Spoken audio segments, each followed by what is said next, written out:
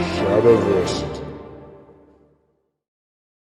Greetings, I'm Shad. Greetings, I'm Nate. And greetings, I am Tyrant. And we are live, but we do need to find out if you can hear us and the stream is going good. Let us know in the chat. We are hoping so. We already have 200 people joining us. Thank you, everyone. It's great to see you guys. How are you all? Looking at the chat now. Carry a big stick. That is right. I should grab my stick. I'm getting They're in the stick. armory. He's running off to the armory very quickly. When someone says grab a big stick, how can we say no? If you see us looking up, it's because we're looking at you guys in the chat. Yep. So They can hear. Okay. Oh, good. All right, awesome. Today we have got shorts. Shorts are on the menu. Yes, and there's definitely some interesting sword shorts that are happening at the moment. Some really good, some really bad. Stuff that makes you angry more than anything else. But he's the I got a stick. Shadow's getting ready to speak softly, but carry a big stick. Well, that's a bokken. It's still stick. it's still a stick. It's a stick-like sword. It's good for boxing. You know the noise you have to make When I said broadhead arrow, you like, no, we've got to be real specific. And I'm like, well, it's an arrowhead that's broad. So this isn't this is a type of training bokken that has a more heavier weighted kind of distribution. Isn't that Chinese? I bought it in Japan when I went to Japan. I thought they were Chinese when they had the. I don't know my Eastern as well as I know my Western. Okay, sorry. But the thing is, though, they might have different names for this training one versus a standard bokken, which I do have buried somewhere. So I'm not sure if the bokken is the correct name for this specific thing. It's a stick. It is. Big stick. Yeah. As long as you say the word bokken when you bokken people on the head, you're fine. Yeah. So I think we're going to start the stream rather than actually talk immediately about the shorts, because there are a lot of sword shorts we could talk about. I think Shad has some very, very good information to start with. Which information is that? Well, you wanted to start talking about maybe some sci-fi topics? Oh, yes, potentially. Before we get into all that, I want to thank absolutely everyone who basically kind of, I don't know, I galvanized the support. Is that I'm using the right term? Fortified. They locked shields. You can't, because we mentioned that we were in a really tough spot because ad revenue dropped off a cliff. But so much support has just flooded in to the point with all your help, we're now once again sustainable with ad revenue, which is, we really needed it. Yeah, within a week or so, or two, which is incredible, and absolutely incredible, guys. So we can't thank you all enough. Now, the thing is, though, that is with ad revenue, and so it's making up the shortfall. We are not self-sufficient without ad revenue, and because YouTube is so unreliable, things can happen, everything. The goal is to be fully, basically, protected without needing to rely on it so much. And there's still a long way to go for that. And we're only able to make this content now thanks to supporters, everyone who has been out. And this is both joining memberships on YouTube, which are available right now, but also on Patreon, and then the independent alternatives on Subscribestar and Utreon. Utreon's a pretty good platform, actually. It gives one of the best cuts for creators. Like, it takes the smallest percentage with a lot of options. So that's really cool. And that's kind of going to be what we'll be trying to push towards, some security, basically, where we're not so reliant on absolutely ad revenue. And I know for everybody who is supporting us, I know there has been a lot of work behind the scenes, which Tyrant and Nathan behind the camera, who I'm sure is there. Nope. I'm here. I'm just very quiet. He is there. Yes, he is there. But he's just very quiet. Both of them have been working on amazing content for you guys, for special content for everybody who's been able to help. So special thanks to these two for that. So genuinely, thank you, everyone. Now, we can't do it without you. You're the ones who will keep this boat afloat. We appreciate yous. Alrighty, so I always like to kick off streams with, I guess, local news. We do it on Night's Watch, and but I guess I can focus on, different things here on Shadiversity. Shadiversity has always been a bit story related or revolving, because I've always makes sense. Yeah, we've explored, and I've explored the kind of intersection between fantasy and realism and medieval, history versus medieval fiction and stuff. And as a result, I actually have just done videos looking at writing. We're going to critique another writing sample this stream and stuff. And also talking about storytelling concepts. Yeah. I have videos that are just sci-fi based videos. Have you guys ever come across those? They're so between. So I've seen some of the ones, especially on things like lightsabers and things like that. You know, very weapon based. But I do remember some of your earlier content was on ship design and spaceships specifically. I may have been subscribed to the channel for quite a while. I was wondering if you just knew those ones. I do indeed. So yeah, like Shadiversity's always been moderately diverse in that regard. Obviously, concentrating a lot more around medieval and a lot more around sort of, I suppose, historical concepts, but not always adhering to that solely. Yeah, exactly. And always been interested to explore other elements. And so, yeah, I remember I have a video where I look at the ship design of the Enterprise, some of the Star Wars ones. I even talk about basically how a spaceship would fly based on physics and stuff, and I use Lego models in that one, where I actually kind of show, you know, the inertial kind of path that they would need to follow and what the thrusters would do, and then there ends up being a lot of drifting and everything, unless you have different mechanics in a sci-fi world that can facilitate other means of flight. So anyway, there's all that stuff on Shadiversity, and so this wouldn't be too far out of the thing, because people might be aware I've been turning my novel into a graphic novel, and there's other graphic novel projects that I want to that I am working on that I want to produce. One of them is a sci-fi space opera. Oh, you haven't even said it. You haven't said this on Shadiversity before? I don't think on Shadiversity. I think it's all been Night's Watch content where I've talked. I feel like it's been hinted at, because I obviously watched Shadiversity. Well, not necessarily, obviously. I watch Shadiversity basically solely. That's my thing. That's my jam. Okay, so before Shad tells you anything about this, we should all get in the chat that he should change the name. We should change the name of it, Shad. You know, now that we're with name pending. I'm a little confused. What's the name, Shad? Let's. I'm a little confused with this. So the name of this sci-fi space opera is maybe, I don't know. Well, yeah, it depends. It depends. So I'm as new to this as you guys are here, because I know of the space opera in passing, but I don't know its name, and I don't know too many details. Someone already said it in chat. All right. The name ready, Nate? Ready? All Star. Oh. See, that's the reaction I'm talking about there. I'm talking about right there. I'm talking about. For me, it's a bad name that suits the setting so well that it grows on you to the point where you end up loving it. I don't know. I feel like it hasn't grown on me yet. Not yet. All Star. So like I don't, without Dev says not to change it. Yeah, see, literally the devil's on my side. Okay. All right, that's one. So I don't actually know the premise of the story. I don't know whether it's serious, it's dramatic operas. And serious, yeah. Okay.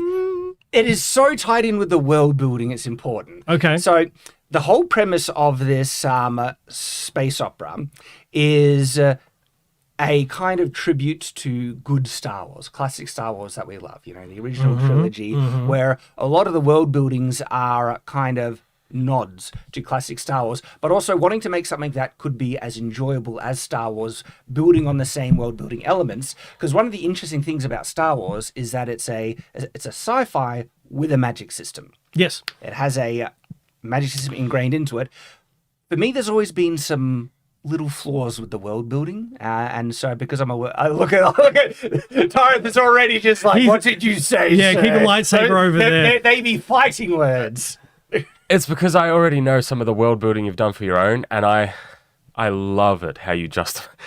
I'm a bit of a spoiler. Everybody's hot. Everybody has to be hot, but that's it's part of the world. He made it into the world building. Then everybody has to be hot. That's just part of the world. If you had the technology where you could take a pill or your genetics naturally evolved, who would say no? Is my question. There will be sects of like anti-technological people that don't subscribe to it, but most people just use technology to. Yeah, I mean, humans. I would. So I don't know. No, I don't. I don't know if these are humans in the classical concept of humans or just human-like. They are more advanced humans for evolution and stuff, and there's alien breeds, but they're stronger, healthier, fitter. Because of so we have a race of like super bottle super soldiers. kind of, but the thing is though, it just resets the norm. Everyone's on that level, and so though they'd be strong to us, that's normal to them. Yes. And so a strong person in that setting would have to be even stronger. Okay. It kind of makes sense, I suppose. Yeah. I'm kind of. No, because there's things I can't say on stream. I'll tell you about it after stream. The way we were talking. I get spoilers. But I kind of am enjoying this because I love my sci-fi as much as I love my swords. I love my sci-fi. And B, I'm seeing Tyrant face pump every 3 seconds here. So this is kind of interesting to hear little bits and pieces, not quite knowing what's happening yet. Well, in this universe, there is a magic system that I've integrated into the world building and technology of the world in, to me, a very satisfying way. So this energy is called the All Power. And it comes from a benevolent entity that they refer to as the All. The All is the god of this universe. Okay. And so they would say the All be with you and stuff like that. And the All Power is the force that literally holds the universe together and moves it forward through time. Now, those two premises defines what it can do at its natural state, but it is also an infinitely adaptable power that can change into any energy type that's available. So gravitational to kinetic to thermal. If you have the All Power, you can convert it into any energy, and it can substitute as electrical, energy. I won't go too much in the world building because I can go crazy. I know you can. We will be roasting some shorts. We're just doing a bit of housekeeping. Yeah, this is the intro. We like general conversation to begin with on these streams, and so the means of their technology for like artificial gravity on their ships, tractor beam technology, and FTL, faster than light, it all based on the All Power and the utilization of that energy into technology. Oh, so like imbuing technology basically with magic. With magic, essentially. And so the concept of the All and the evil entity of this universe called the Void, and the fact that's a nice duality. Exactly. That's a nice duality. I like that. Where All and Void, I like that as well. And that there are, warriors that use this power are called the All Guard. So therefore, having the term All, an all-star, it fits so well. Okay, I can understand. Like, it does seem, just being blunt, it does seem a little corny. It does. It's like, for example, you say all-star, you said Lone Star. I immediately thought Spaceballs. so it does kind of, I thought, is there parody elements to it or something like that? But no, if it's a space opera, okay, but I can kind of understand it. So I imagine there may be memes that go along with this as it gets built. But if it fits the setting, then that's kind of I'm gonna have to find out more.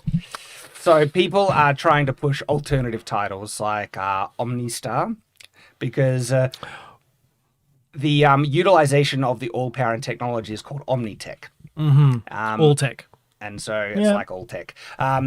And Omnistar, and then there's like All Stellaris. There was another one that I forget that was, because I think All Stellaris is already used. Or Stellaris. Stellaris is already used. It's a very popular video game. Yeah. 4X, I believe.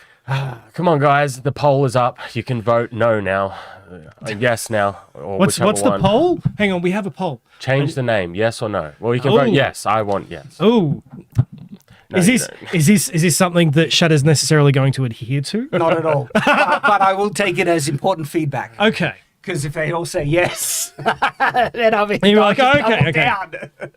But so you were bringing up the name for telling everybody, and like I said, I found this out basically at the same time. Well, you didn't know, so I just I'd heard whisperings, so I knew there was something in the works. That's about as much as I knew. Well, I did a 5-hour stream on Night's Watch, actually going into detail on the world building. And so if people want to dive into the world building and have fun with a lot of the this is where you got all your story stuff. No, I just remember because he was doing those streams and so okay. They were fun. And so that's on Night's Watch. And in that stream I was brainstorming the visual style, because something that was really important about gives Star Wars distinctiveness is it has a distinctive style that you recognize as opposed to other sci-fis. And so I was pitching these were my ideas, and something that resonated with a lot of people that I agreed with in that stream, and that was actually really fun because it's kind of collaborative, using the stream give me feedback and ideas to help form this world. Yeah, a live soundboard. Yeah, and so one of the concepts that I pitched to people was, all right, what about a mix between medieval and sci-fi in the same kind of mix that you see in Treasure Planet? And people really liked that, where you see a medieval aesthetic integrated into the ships, the buildings, and more specifically the clothing and stuff. And people really like that. And so what I was doing over the weekend is that I was making concept images with the help of AI generation, which is just a phenomenal tool for this. And some of the designs that it spat out are mind-boggling. It's great. It's phenomenal stuff. And so I thought it'd be fun to share some with you guys. See what your feedback is not. I don't want to spend too much time on it, but this is what we're here for. We're just having fun, sharing stuff. And so there is some fun things to share. So how about I can start with this one if we go full screen. And we can go right here. So it's a bit too colourful, this one, but it has the beginning kind of design aesthetic that I was going for, where I want the guys to be mostly wearing tunics. And because this is a world where there's an interesting thing that I haven't justified yet, but I want in the world building, a thing that they have called atmospheric cloth, which generates a breathable bubble of atmosphere around their person, so they don't need enclosed suits. Yes. I completely understand that. So as I was saying, like I've done a lot of RPG-based sci-fi, and I had the same thing. Like you want people with their heads exposed, but you want them armored because you like the look of it, or you may want them sleeveless because you like the look of it. So I can understand that. Exactly. Understand that.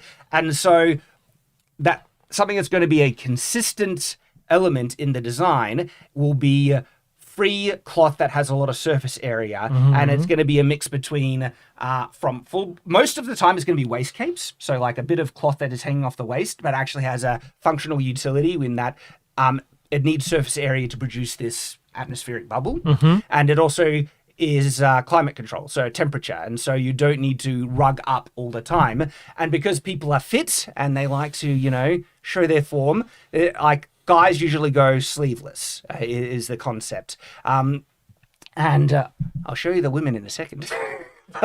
We'll get there. But so cloaks, cowls, waist capes is the main kind, or shawls and stuff. Yeah, capelets and that sort of exactly. a thing. And in excess fabric. Exactly. In a sci-fi, that gives it a very cool kind of distinct aesthetic and look. Even though it would get in the way a bit when you're in combat, but visually. And so this is a great example where it's a tunic and then you've got belts with sci-fi gadgets with a bit of a sci-fi city. And so this one's actually is a great concept piece for this thing. I was going to say, like if you zoom in, I really like the mid-ground to the background. Like you can see that the background is skyscrapers, but it's medieval cathedral skyscrapers. Yeah, that was pretty cool. And so this stuff, right, is basically going to be a visual Bible that I can give the artist, who I will hire, when I'm producing the graphic novel. So could you click next on the arrow? Yeah. And so... What's that little thing's going, Sam? It's a little small there, isn't it? A little small, yeah. It has trouble with sci-fi technology, like guns and swords and stuff. And so actually done hands not too bad. Like AI has a big problem with hands usually. Well, you'll notice the hands aren't too bad on these ones. But again, tunic kind of look. I love the city in the background. This one, I thought this one looked great. The background city here, very mosque-like roofs, but then inverted as well. So, all right, we can keep moving. So again, consistency to kind of build a visual. Man, capes. I really want a cape. Yeah, Can I start wearing a cape? I think you don't like cloaks. I don't like cloaks. I like capes. Well, capes are fully justified in this setting where you hold on. They're justified in the real world. Everybody should be wearing a cape right now. It's just true. I love capes, man. Oh, hang on! I found the arrow. I can do it with it. So yeah, this one here again, building a visual style. This one I quite liked, where it's got yellow and blue. The waist, cape connected to the tunic. So that one looked really good. Same type of stuff. Damn. Loving that hair, huh? I wanted medieval looking hair, and so That makes sense. So you go. so this one is one of my favorite in terms of the design, where it's got the tunic that's a bit longer, and already I think you'd be able to kind of get what the visual style of this universe is. You know, visually, this clothing reminds me of those novels and artworks you found out in the 1970s. Yeah. And it's very retro futuristic, if that makes sense. Mm-hmm. It does have that style. That's due to the model I was using, and so I was experimenting with puffy sleeves as well to give it a kind of medieval aesthetic. Also, something good, heroic, Duck Dodgers from 24th and the half yeah, century. exactly. A bit more retro and stuff. So there is that, and then kind of a royal Is thing. that like a tunic there? A sad. What's Up with his face. Yeah. Oh well. Not everybody can be beautiful. And so this is when I was using a different model, and this one did much better with the sci-fi, but you'll notice the backgrounds on these ones don't have much medieval integration. No, it's very sci-fi. Yeah, but it did great with kind of the tunic looks on the outfits. And so these ones, again, it conveys the style quite well. Okay. And so when I can give all these references to the artist now and say, this is the world. And it's such a tremendous resource. This is brilliant. And so lots of fun. This one's an interesting, integration with a coat thing. All right. Clothes. It's very interesting. What about the women inside the? Yes, I'm sure people are definitely wanting to see that one. Because it's interesting, like medieval clothing. So it's obviously medieval inspired rather than medieval directly. Yeah, and it's more like medieval fantasy because I don't need to be historically accurate here. No. So I just want. No, they have spaceships. Yeah. But it'd be interesting to see, like, did the AI generate legs or did it generate dresses, basically? Bit of both. And so the idea is that the guys usually go sleeveless and the girls will go Legless. legs. Yeah, legless. That kind of makes sense, I suppose. Does it, Nate? Yeah. How does it make sense? Please explain it to me. Okay, guys usually, show their arms, Mm-hmm. and women usually show their legs if they're trying to. Those are the visual kind of things you trying to that trap me in the people corner? appreciate. No, it is that, but that is the general trend. Okay, and so these are some of the concepts for women, and again, like the waist cape, that just Looks really good. so with the world, they'll actually have like detachable waist capes on belts that they just put around, and that's how they can have the atmospheric thing. And I'm deciding how far to push it because it'll work well on planetary surfaces. I'm still deciding if it's actually like a bubble that would work in space. And that means spacesuits wouldn't even be needed. I'm not sure I'll go that far, but haven't decided yet. Depends on how the technology works when you get really granular with the technology, I suppose, depending on how granular you want to get. Puffy sleeves. Again, it's like this fantasy. Very 1960s, 1970s retro. Yeah. So, by the way, if you do see us looking down, it's because we're looking down at the laptop here. So we look up to speak to you guys. Yeah. And we'll look down to look at the laptop so we can see this in about as much detail as what you can. Really like this one as well. Kind of like, a detached train on the dress. And it has a more formal visual style. And again, it has this kind of retro look. And this is kind of just showing the spectrum, the variety that you can have out of these outfits.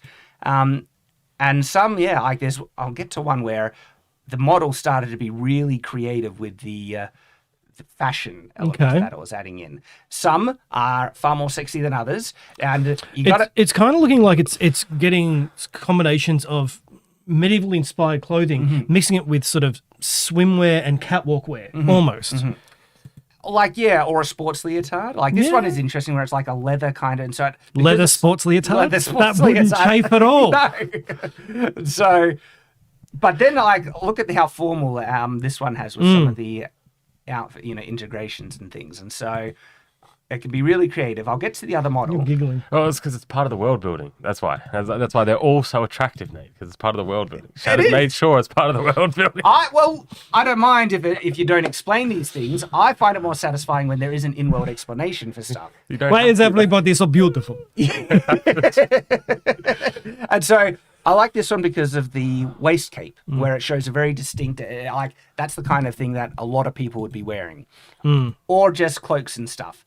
And so these ones where it has kind of the dresses, these ones also look really, really good. I was really happy with how it did the skirts and dresses in a lot of these. And so this is another great one where That's a little Scottish inspired. yeah, and it's got like a vest, doublet thing over top. And so these ones, look really good as well. The cloth and lighting on some of these is It's getting the lighting really, like the way the lighting is coming across the entire model and then hitting a certain point of shadow, but then still having deeper shadows inside the ruffles. It's very nice. The background is great on this one as well, and because this shows the story is going to begin in kind of like a group of planets that have a loose alliance, and it's a group of planetary kingdoms, all feudal in a sci-fi setting that has this kind of loose alliance to help one another out against a larger empire that is conquering the galaxy called the Dominants. But there's also Void Spawn, so the Dominants is dedicated in eradicating the Void Spawn, and that's how they justify martial law in their empire. Okay. Because they have to wipe out these monstrous creatures that the Void constantly creates and stuff. And so the beginning of the story is going to be these kind of feudal, medieval-looking sci-fi kingdoms, and they're having trouble fighting off the Void Spawn. And some of the kings in this alliance are considering allowing Dominant's presence in their regions to combat the Void But that Spawn. would create like political massive tension. political tension, and the Dominance is not a good empire at all. But this is kind of what these kingdoms look like. I really like it. So they're like a medieval sci-fi kingdom, which the story is going to begin in. With and it has a great visual style. And for me, what I love about it, and this is just this is what I was going for. It feels like Star Wars, yet it doesn't look like it's a one-to-one ripoff. It's got its own visual thing that if you saw these, you would think you would be able to recognize this as All-Star versus Star Wars. I love this one. This one looks great. Looks really good. And so I'll skip through. So this is on a different model. Oh, that started looking like bad guys. Yeah, and so Maybe it's just that, not necessarily that one, but I just saw I didn't have my glasses on, so it was hard to tell. But it looked like just black head to toe. I'm like, have we gotten to the bad guys?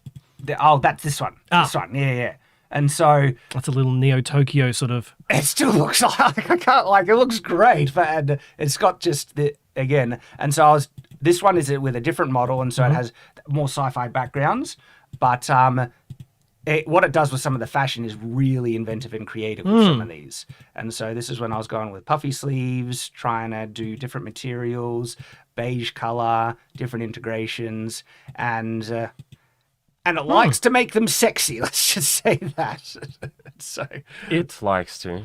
the models, It likes to. trust me, no. The models, some of the models are made to make sexy images, and as soon as you even inch it towards that guy, give it an inch, it takes it a mile, basically. And so, but still, some of these just look absolutely incredible. There's one that has really creative fashion. These ladies look sad though. That's the. I know. I should have made it have it show us a smile at least or something there. Nathan, Jesus, man. What? You don't realize what you just said. Anyway, keep going. Look at the fashion on how it's this is where I was getting really creative with some of the fashion elements here. I'm liking the headset. Yeah, look at this where it's starting to do more kind of royal Military badges on the side too, potentially. It's got this more royal kind of look with frills and stuff where it's like, look at that. That's just for a sci-fi setting, that just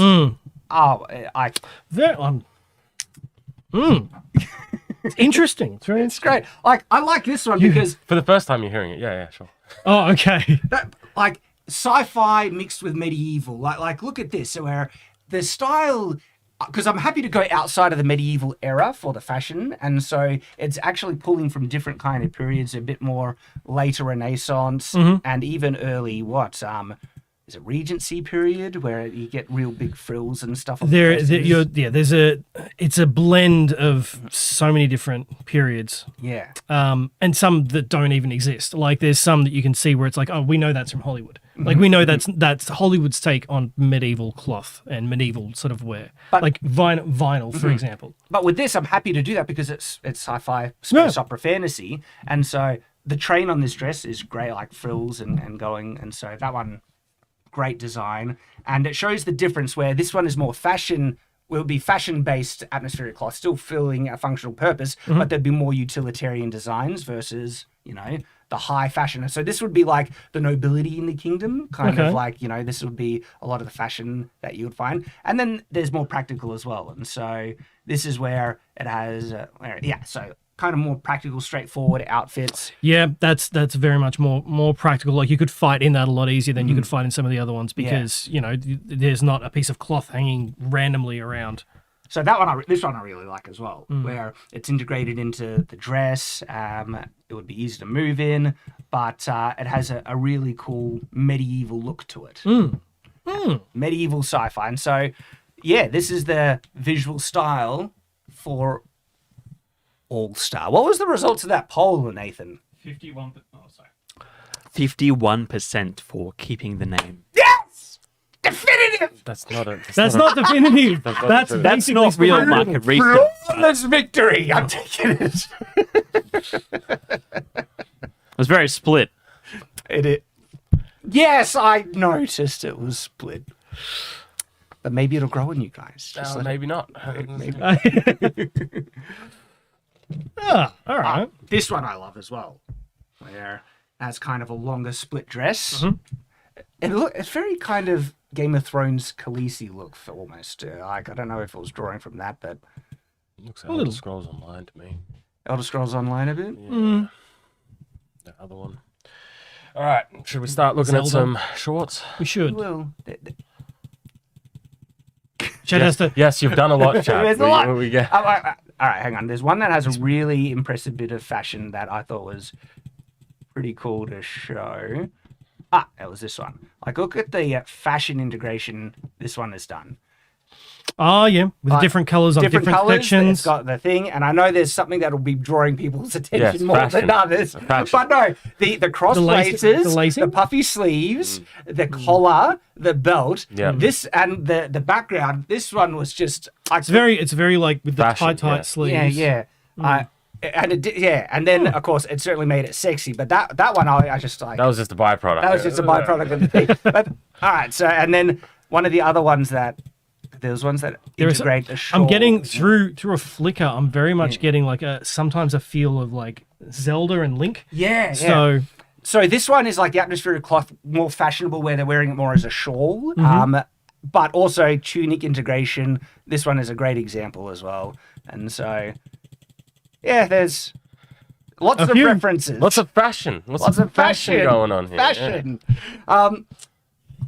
Bit of a lengthy, arc to share, but that's why we're here to have fun, get feedback, show what we've been working on. And so, yes, I am actively working on All Star on my free time when I have time, and going to be working on the story. And this is going to be a dedicated graphic novel. I hope, because I mentioned that it might have had to have been scrapped because of the financial difficulties. Now, with your support, doesn't look like it. I can still push forward with it. And what I'm excited about, because the Shadow the Conqueror graphic novels are really fun. It's an adaptation of the novel, and they're turning out really, really good. Like, Mike is over halfway on the art for Volume 2, which is it's looking great. With All Star, it's going to be a dedicated story. This is like the main show thing is going to be the graphic novel, and I'm quite excited for it. It's gonna so be visually, like the aesthetics right from the start are very important. That nailed kind of makes down. sense. And I've been working on the spaceship designs. Which I'll be interested to see. I could share this on another stream, perhaps. So. Yes, perhaps. Yeah, not today. Not today. Not today. I'm sure Tyrant will have a lot to share on that. I would like to hire someone who can do spaceships better. I can do them well enough, but there's people who can do them way better than me with spaceship design. And I had a little off topic. Sorry, guys. You've just been off topic. Sorry, a little off topic. I ended up catching up on The Mandalorian on the weekend. I'm not going to say anything. I'm not going to do anything. But I think I might do another comic book. I think I might just do another comic book. This time my own story. do it. Something that I want to do, Do it. I've been a little cranky this morning because He has. He really has. yeah. But that's okay. That's okay. We get a happy Tyrant on stream.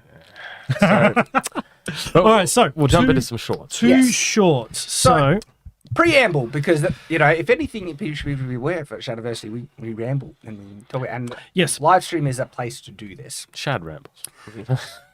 I have a love-hate relationship with shorts at this point. I think they're I have a hate relationship with shorts. This period. I have a love relationship with shorts. So I think we're balanced We're here. balanced. So you have a love-hate relationship, but the question is, do you have a love-hate relationship as a consumer or as a creator? a bit of both. So they've messed up the algorithm massively. Oh yes, and absolutely they have. and YouTube is pushing shorts content It's trying to be TikTok. seemingly in place of regular content. Like if we put out a short or a regular video, the short will get pushed to new audiences massively. To the point where most of our recommendations goes to shorts, which don't make money, which is really affecting our revenue. Ad revenue has gone off a cliff, and it's not a good so. That's really annoying. The thing is though, the core content of shorts can be really good, yet they can also be really bad. When they're good, I think they can be really fun, useful, bite-sized bits of information. That's what we try and make on Shadiversity, and I find real value in the shorts that we've made. I think they've done really well.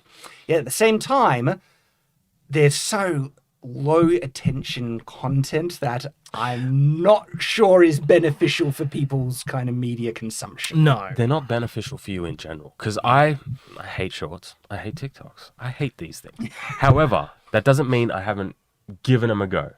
And something happens in your brain when you're with shorts. It's just this constant Yes. swipe. Oh, It's- no, I don't like it. Swipe. Oh, this one's good. Oh, swipe. It's just that to the extreme. And I don't like consuming media that way at all. It's not a good way to consume media.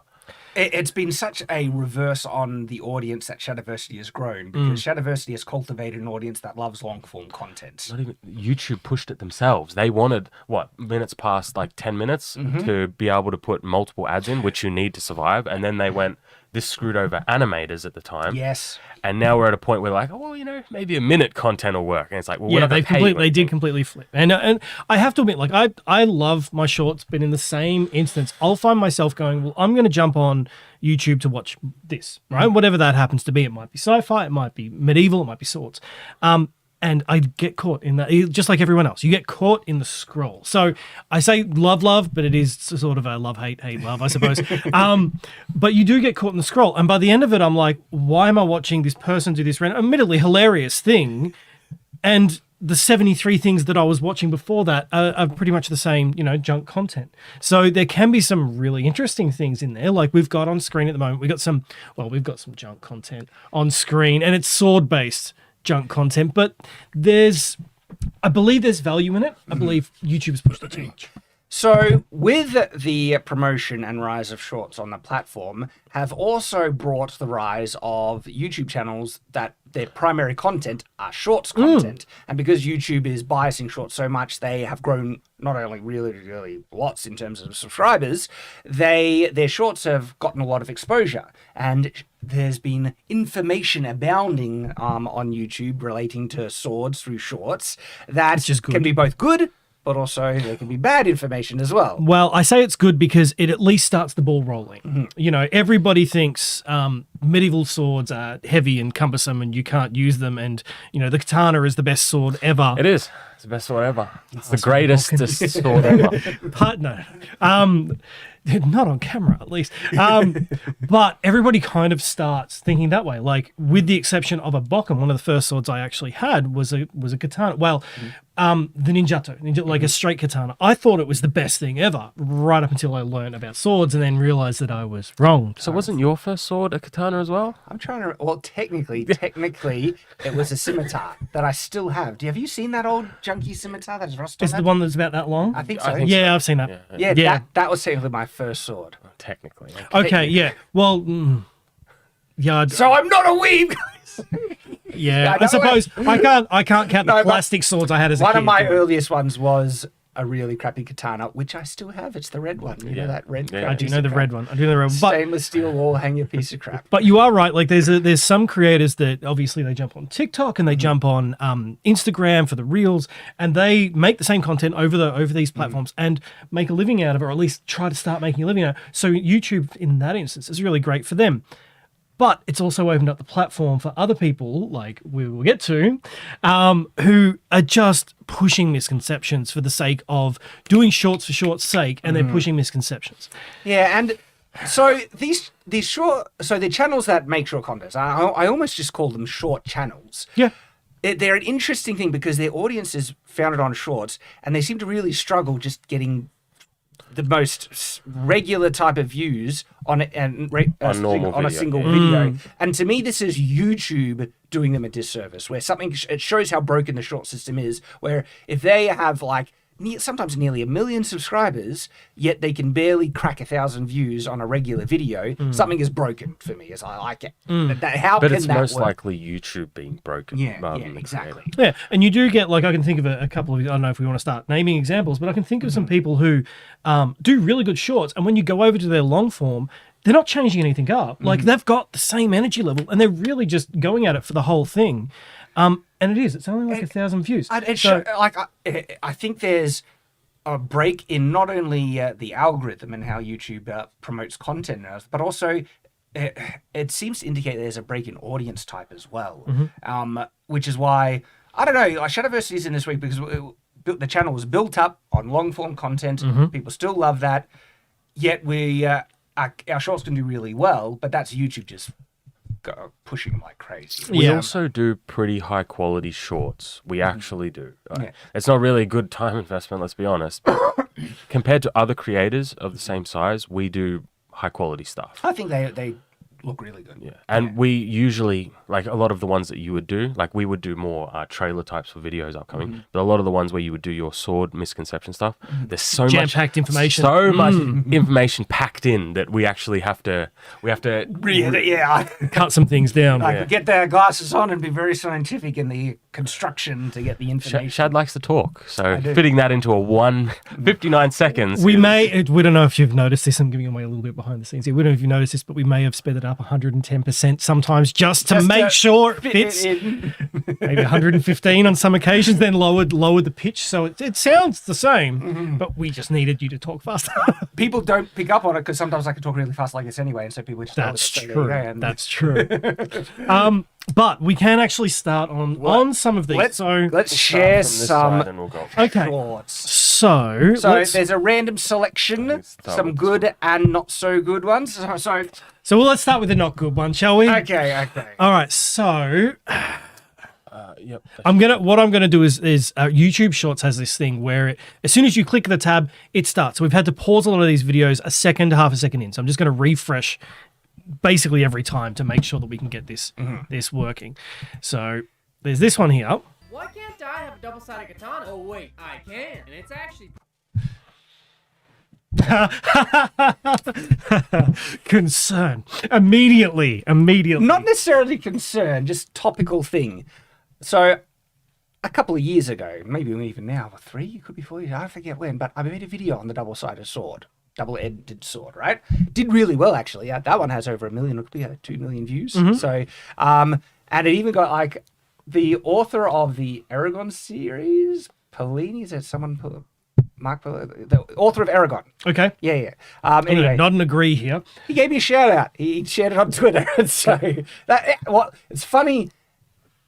On an aside, the different types of people my videos can reach sometimes. This is how Brandon Sanderson discovered it. You already watched me for a bit, but I did a video on what fantasy often gets wrong with medieval weapons and stuff, and that was one specifically that he had seen and everything. And then we connected on Twitter and we've collaborated as well. But yeah, so anyway, with the double-ended sword thing, we are in a position to do something that I've been wanting to do for a long time.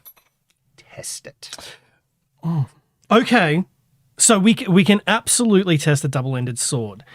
I almost want to add a couple of things to this because I can see its failures, but with some, apparently I'm excited, but with some alteration we may be able to get it working. I can give a slight hint into this, which is sometimes it's too much blade, and you need to have either adaptable or shorter blade lengths. One of the two. My takeaway on that video was that it looked to be far more functional than I thought a lot of people gave it credit.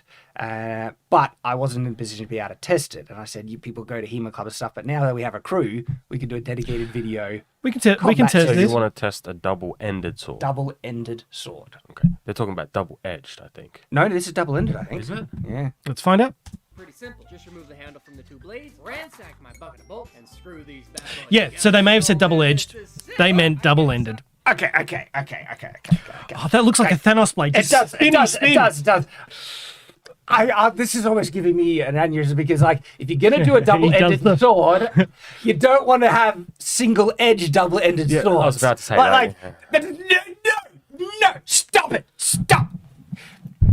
So I did a video. Oh, is there a problem with a Yes, single yes, edge? there is. Because I did a video looking at Thanos' sword, which has the same problem. I remember.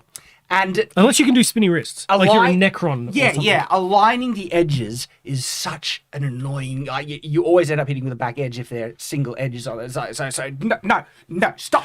Funnily enough, the way that they actually have this one designed with one edge on one side and one edge on the other, if you grab that in the middle and you swing towards your opponent, you're slicing You've got the other into edge. you. Yeah. I mean, technically the same risk applies if it's a double-bladed, double-ended sword. Yes, but but you just be a bit.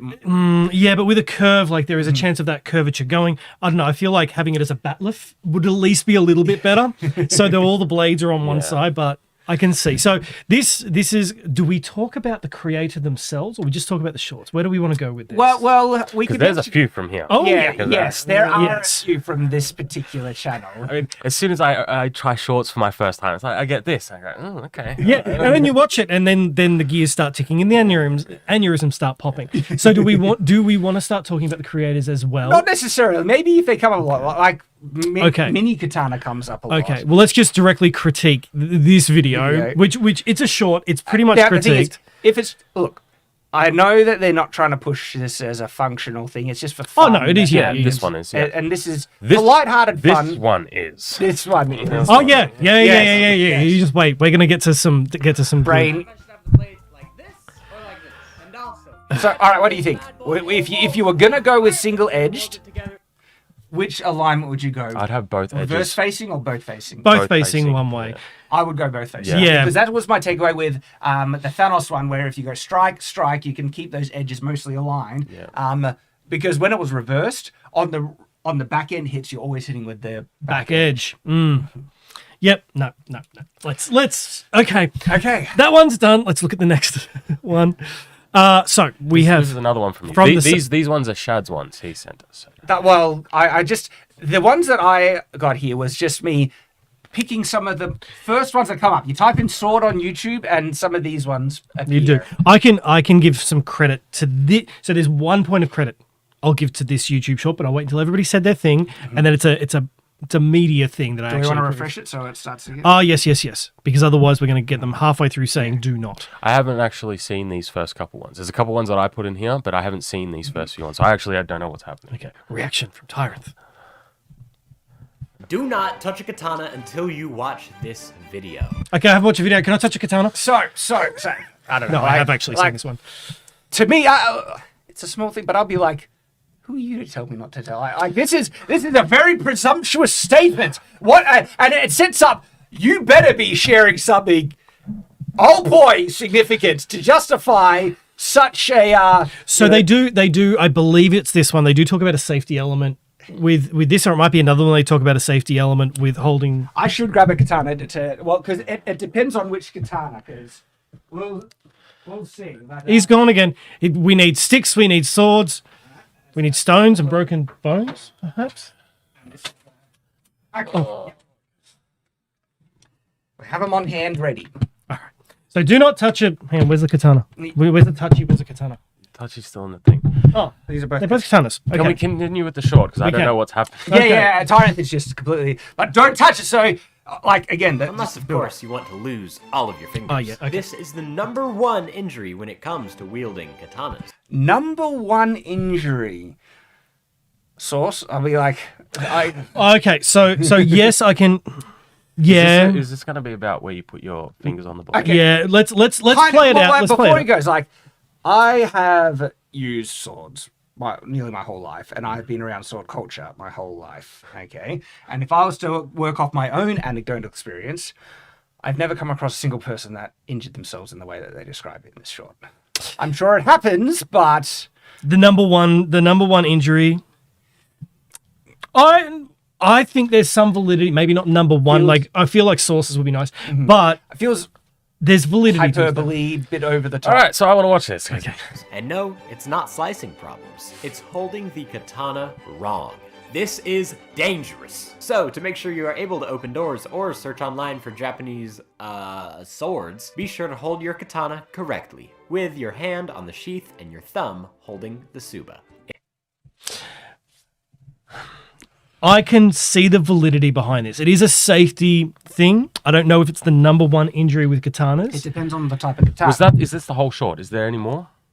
If you hold it by just the sheath, the blade this is the can part that I easily like. slide out. And when it does, I guarantee you will react, try to grab it, and then you will lose all of your fingers. he can So, guarantee keep your you will opposable react that thumbs way. That's and use Okay, the yeah, thumb that's- pause it, on pause. the Okay. Because there's a lot to talk about. So First of all, sliding out depends on the type of katana. It does. Okay, Some are more Like, form-footing than others. More well-made proper katanas are made to have, it grips the sheath, so it won't fall out. The point to get it out, it just has this little bit of a tug. See how it grips? The whole point of what's this called again? It's the Super? Oh no, my brain just went dead. It's the Nathan, you're the magic man behind the scenes. Is it the Habaki? that sounds about right. It sounds right. There's one of those names. But the whole point of this, right, is to actually make it so it has contact with the saya. So this point here has contact with the saya, and it grips it and has a bit of a snug fit. So the point where it won't fall out. Kind of. Now, for cheap katanas you buy off eBay or on the For internet, cheap katanas, then maybe. whereas like just like that, and so because it can get loose with constant like rubbing and pushing and everything, it definitely can get loose. And so, but this one is actually made to be loose, so you can do fun, quick flipping out kind of stuff. But you also want to be careful where you put your thumb. You Well- don't, because you there are times where you use your thumb to push that little bit out so you can actually draw the blade.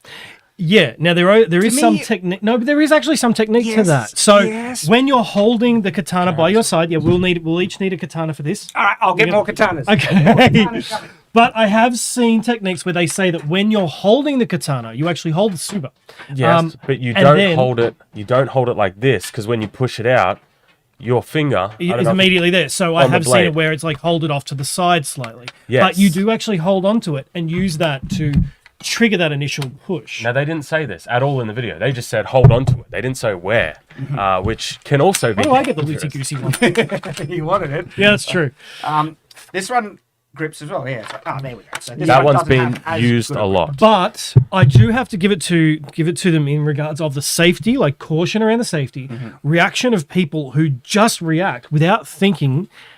I can see that happening. But he says he says He guarantees- I guarantee you would do that. And to me, you'd have to be either a bit silly or very inexperienced with swords to Or just reactionary, just not try and thinking. grab it a blade. Like, But if it's sitting at your side like this and you don't realize and you're just, I don't know, you've just finished playing Valorant, I don't know, and you pick up your sword, you put it in your belt and it does that and you're not thinking, you'll go to grab.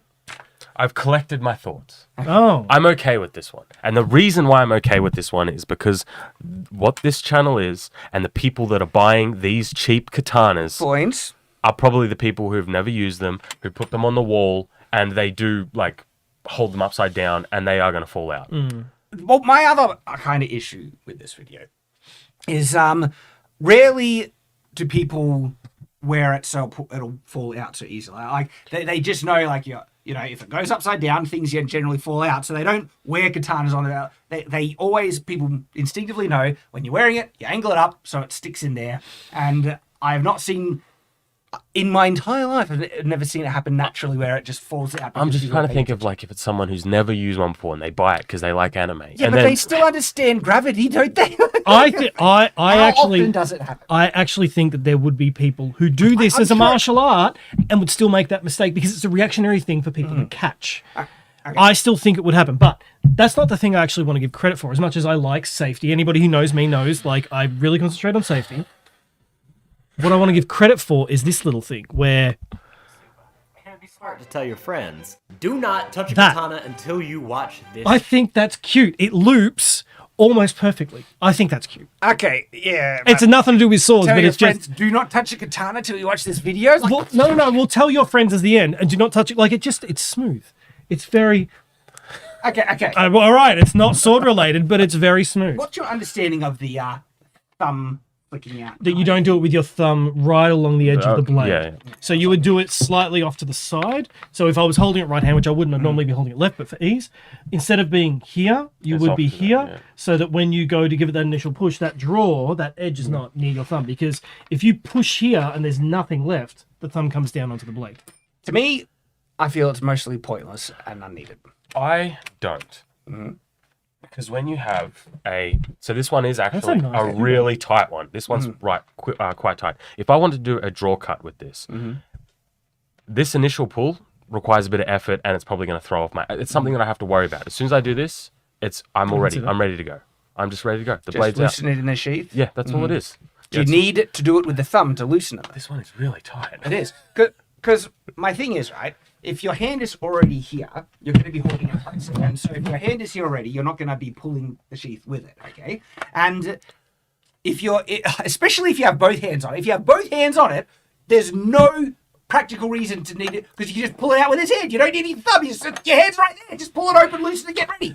What's the point? There is technique behind that, though. I don't know my Eastern swords as well, but there would be reason for the technique. I can see the reason to loosen it without using your hand. Like, if you want to loosen it and just get it there ready, but if your hand is already there, why use your thumb still? Maybe think of it like this: in the same way that people would cock a revolver's hammer, like it's just getting it ready. If that means you're going to go bang bang bang every time, compared to just doing it on occasion so that it's ready, I don't know enough about my Eastern. To me, the fact that I see it so often now that it seems to be the one of the main default ways to always draw a katana, it starts to get me like, this is overly flamboyant, stylistic, useless stuff because it's become too much of a trope. Yeah, so there's a saying I really like, which is doing something for tradition's sake is the worst reason to do something. It's not my favorite saying, but it's one that I really like, and that would be it. If it was tradition to do this in, say, Edo, right? If it was tradition to do this, and that's the trope that's gone around the internet, and now everyone goes, "Oh, I heard it somewhere. It's tradition. It's what you're meant to do." If that's the reasoning behind it, then fair enough. Yeah. And because Hey Nathan, can you grab me the blue one, the blue katana? we're just having all the katanas here. look at that. Because the other thing Pass me is, back that one. the only other It is reason, tight. the only reason, I right, restrain myself from jokes. to do it, if you didn't have this hand free, because if you have both hands on it, you can just Oh, pull it yeah. out, loosen it, get ready. Okay, so there's no need to do the thumb and risk This cutting one's your very thumb and everything. It's in the So I bag. mentioned the only time you need to do it if it was particularly, tight in the grip and your hand wasn't on it and you wanted to loosen it to be able to grab it quickly and then draw it. The other caveat though is that this would be utterly useless on most katanas that don't have such a tight grip on it. Like this one, it's barely anything. Yes, there's enough of a grip to stop it from falling out, so I'm not holding it there, right? This one, though. But it's loose enough that you would never run into any resistance drawing it normally like this. You don't. And so there's no point doing the thumb thing because there's so little grip on this one So this to one justify it. is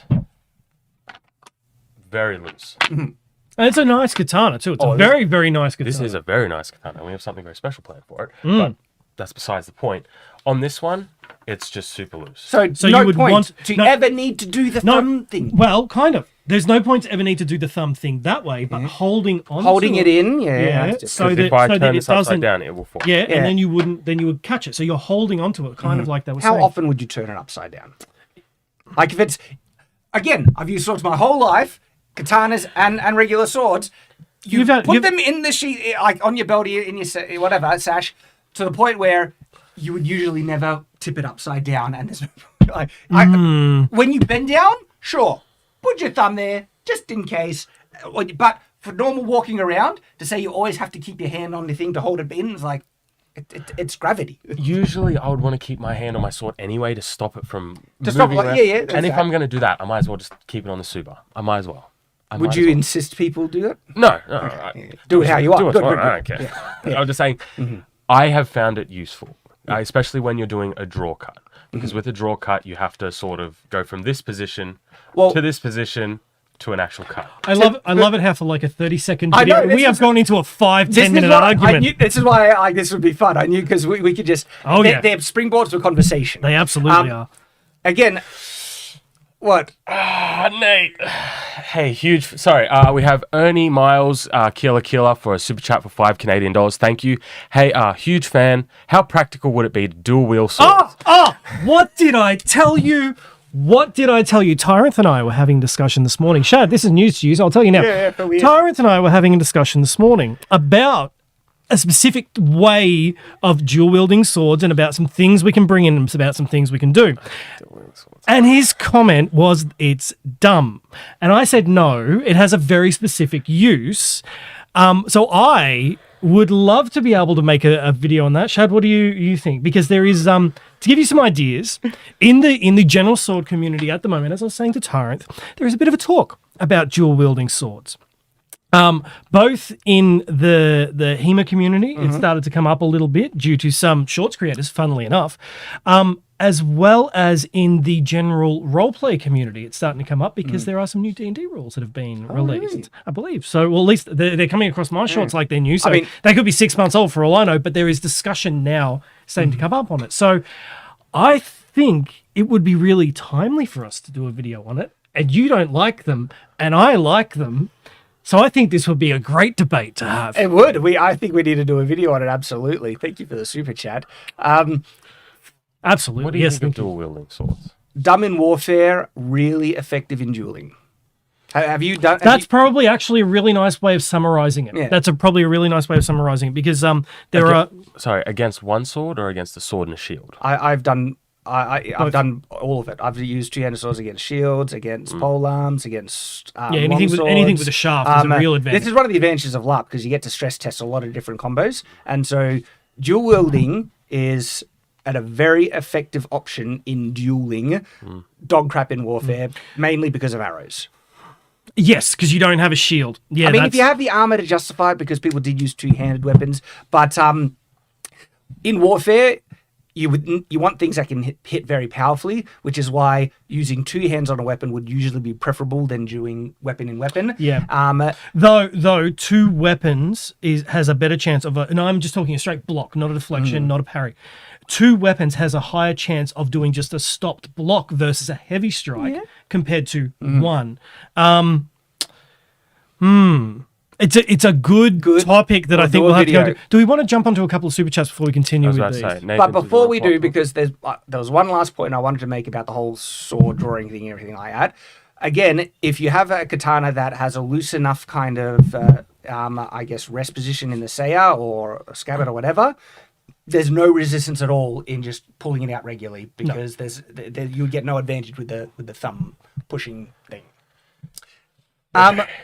But I think we got a good number of super chats, actually. I think we do. We're going to pull up a couple to do now. I'll put this down. Having swords are fun. Swords are just fun. Yes. Oh, the thumbnail looks very close to the old one, so good luck trying to find it. Have you found it? Almost. Keep going. There we are. We have to put our heads on the other side.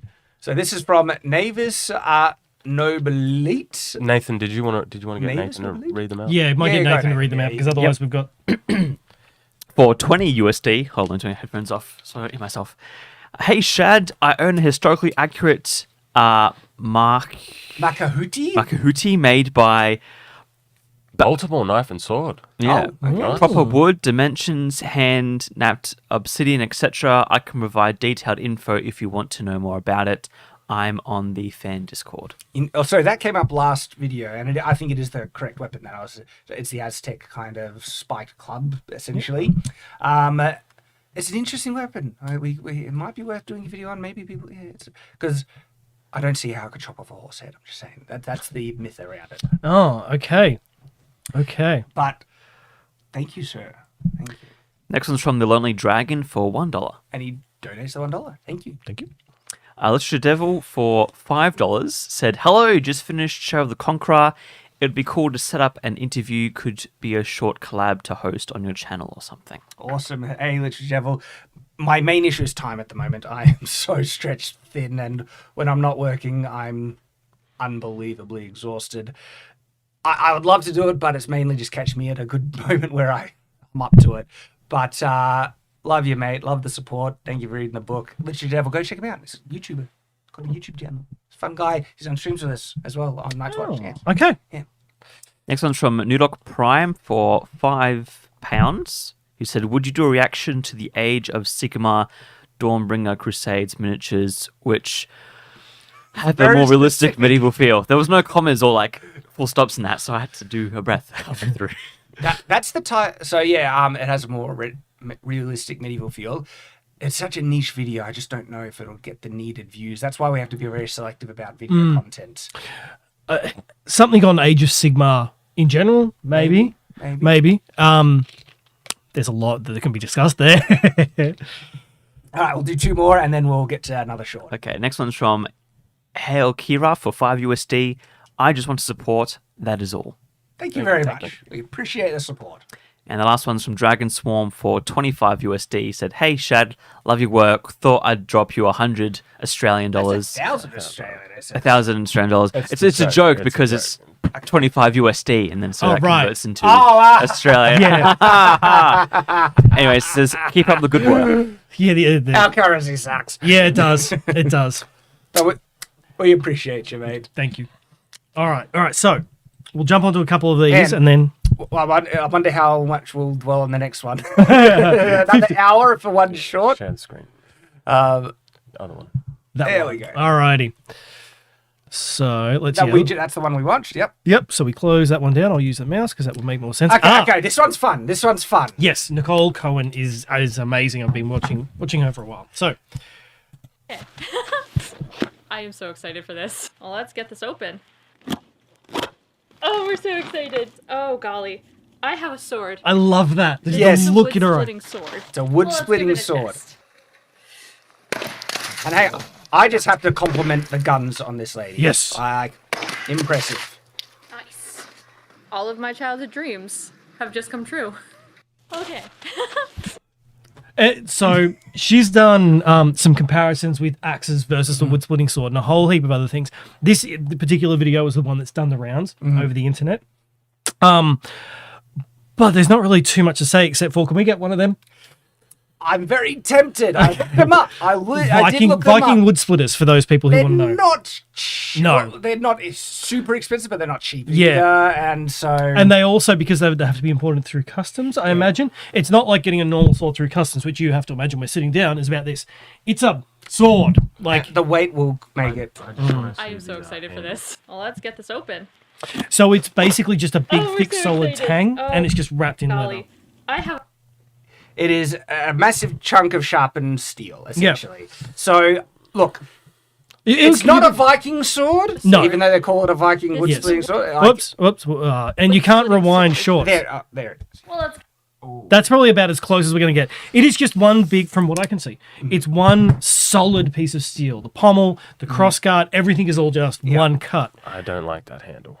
No, it's overbuilt. It's a... It's not a fighting sword. It's a not a wood chopping sword. It's a wood chopping sword, and it can clearly chop wood. I'm saying that handle for wood chopping doesn't The thing look is, comfortable. the closest... Yeah, but it's very square. Look at it. Yeah. That is super square. I mean, rectangle, sorry. We could probably make one for cheaper. give it a test. I suppose it can't be Chunk of that. steel and put in... It can't be that bad. Like I don't know how tall she is. I don't know how big her hands are, but like it looks like the grip is very thin one way and wide the It other looks way. like the tang is as thick as the blade, and they just put a wrap on it. Yeah. Exactly. Yeah. Which is probably what you need if you're just doing this to a sword, because if you shrink in on the tang, you're creating a stress point for a break. Whereas that, you've just Well, for something this big, yeah, you would want a full tang, I'd say. Yes, but you want more cushioning because it's going to start to hurt your hands. maybe real that's quick. why it's Just a wrap. Is it a wrap? It Yeah, it have looks- some- All of my like childhood just a wrap. dreams have just come true. I'm sorry. That's just really cute to It have is, somebody it pick up is. their sword for the first time and say, "Oh, my childhood." We know. We We absolutely know. Like that is true sword joy right Yes. there, and we can relate. We share our joy with you. Everyone should have that feeling of getting a sword for the first time. Yep. It's a wonderful thing. There is. So interestingly, there is. It's not exact, but it's a close-ish analog to this type of sword. And Are you talking executioner's sword? Yes, Yeah, it's I knew not- you were going there. It's not the Viking sword. No. Viking swords were not like that at all. But the closest comparison would be the executioner sword. It would be, except an executioner's sword was just flat topped, didn't whereas have a this tip. has a very tight tip. They're actually better made. There was proper profiling done to achieve higher cutting. Like this is when she says splitting, I think it's an accurate term because it wouldn't cut well. No. It would do blunt force damage and shearing in that sense. Exactly. But you can see how wide the edge angle is on this thing, and that would help with splitting wood. But for cutting flesh, you want something more narrow. And so an executioner sword actually had profiling to be devastatingly cutting, but really heavy. And you've seen with this sword, like not necessarily in this short, but I have seen with this sword, she's just gone to town on different logs, and there's one where she's grabbed a maul, I think it is, like an axe maul, and swung at a piece of wood, split in half in one go. With the wood splitting sword, you see it crack all the way through in one go, but she has to get the sword in and then lever it down. So it's not. It doesn't It's split not a wood too well. Yeah. And the other thing, I suspect, and Nicole can correct me if I'm wrong, but I suspect that there's a lot of attempts that have been cut or outtakes everything of the wood getting wedged and the sword getting wedged and stuck in the wood a lot. Oh, no, and then you were saying, like, one of the things you have to appreciate is her guns. It does get stuck, and she just shows. She just shows it being ripped out. Like, tough. You've got to give her credit. She is tough. But yes, she does show it getting stuck and wedged. having It's to wood, yeah. lever it out. Like you see the. I know just from my own wood cutting experience, the more narrow the axe, the higher chance of it getting wedged in there. But I think what she's trying to do, because there's so much weight in that sword blade, she just powers through most of it and is able to just destroy. Look how thick this is down near the guard. That's like 20 millimeters. Yeah. That is beast. Yeah, which is almost an inch basically in freedom units. But hell of a lot of fun, and it would be fun just to get one, play around with it. Maybe I don't know, we could make one. To try to fight with them. 3. To me, it would be so hard to fight with because it'd be so It would basically be like doing a Titan sword project all over again, but heavier and more unwieldy. Yeah, exactly. So and not as much reach and no. So yeah, as much as I just like the idea. Maybe I'll just get one for myself. All right. So the next short we have. classic. This is a classic. I thought he does a good job. He does. Yep, This we're is back a on that fun one. one. So we're going to do refresh. Yep. Refresh. Yes. This steel was folded 1,000 times to make it strong. It will destroy you. I love that. He gets the meme. Yeah. He gets it. He's memeing it up purposely because that is the misconception. Yeah, that is what people say. Where people say, But even the dismissive, it will destroy you. and the 1,000 times is a misunderstanding of the 1,000 layers. Usually it's folded between 6 to 12 times, but it can result in thousands of layers. Yeah. But Because then it's exponential. then people say the 1,000 layers make it stronger, when no, actually that will weaken the steel by folding it. Exactly. It all depends. It really does all depend. But usually, like you're right, just having well manufactured steel that is just a flat bar at the start. Folding it, that will weaken it, make it worse. Exactly. But if you have steel that has non-metallic inclusions in it, slag and everything like that, Silicates all the way and through it. stuff, that will remove a good number of the impurities. It cannot remove all of them, but it will homogenize it and remove a good number. The way it does that, the melting temperature of slag is lower than the steel, and so even though the steel is red hot and isn't liquid, a lot of the non-metallic inclusions are liquid when it's that hot. And so then when you fold it and hammer it down, you can squeeze it out like zits. Yep. That's a really nice simplification of it. And It's one of those misconceptions. They think that katana steel is like the greatest steel ever. It's like, no, it's really bad steel that you make good. Wait, did we just hear the katana fanboy say that Nippon steel is bad? Is it pig iron? Is it pig iron? Is that what it is? We have a merch design coming soon that I am really happy about. It's a katana one. so there's nuance that because I'm the sword guy, I just always have to mention everything, because there's nuance to even what Tyrant are saying There there, is. because it's actually for the technology they're using. The fact that they can get high carbon steel out of it is impressive. Oh, yeah, absolutely. But they making a bloomery furnace. That's the Tatara. They laud the Tatara as an amazing thing. It's actually it's a big bloomery furnace. This isn't revolutionary technology people had all over the world. But to get high carbon steel out of a bloomery furnace is difficult. The way they manage it is by making it really big. That means the pockets of high carbon steel were big enough to be in enough chunks that they could break off and then put into a billet. Yeah. That's why Then when you have a billet see, of tamahagane. yes, that's why at when the you end of see it. tamahagane, it's in chunks. The reason why it's in chunks is because they had to break it off of this massive hunk of metal that they made to selectively get the high carbon steel. And for any of our viewers who are currently in Japan, I believe that the Sword Museum in Japan is having a special exhibition on the history of tamahagane, like right now. So it's really well, Why do you know that? because I look up. Why you know the other natural byproduct of it being bloomery steel is that it doesn't fully liquefy the iron, which means it's actually impossible to get all the non-metallic inclusions out of it. Yeah. Like the way that you can get slag out of steel is fully liquefying it and then it rises to the surface. Okay, that does not happen in a Tatara furnace, and so Didn't know that. yeah, and so when it comes out, that's why the tamahagane, by its very nature, will have a lot of impurities in it. Modern made tamahagane is very pure because they do a trick. They do a trick, and what they do is that instead of using the smelting process to get pure material out of it, they put the setetsu, which is the iron ore sand. They put very pure metal. They iron ore. start- They start with it very pure. Okay, so they're doing the exact thing that they have done for thousands of years, but there is a sorting process just beforehand to get Yes, really to get- pure. and so when they say this is tamahagane and it is very pure, they're showing modern tamahagane and it is very pure, not because of the technology, but because of the way the ore was sourced with modern technology. Because you can iron or sand, you can get it really pure with magnets.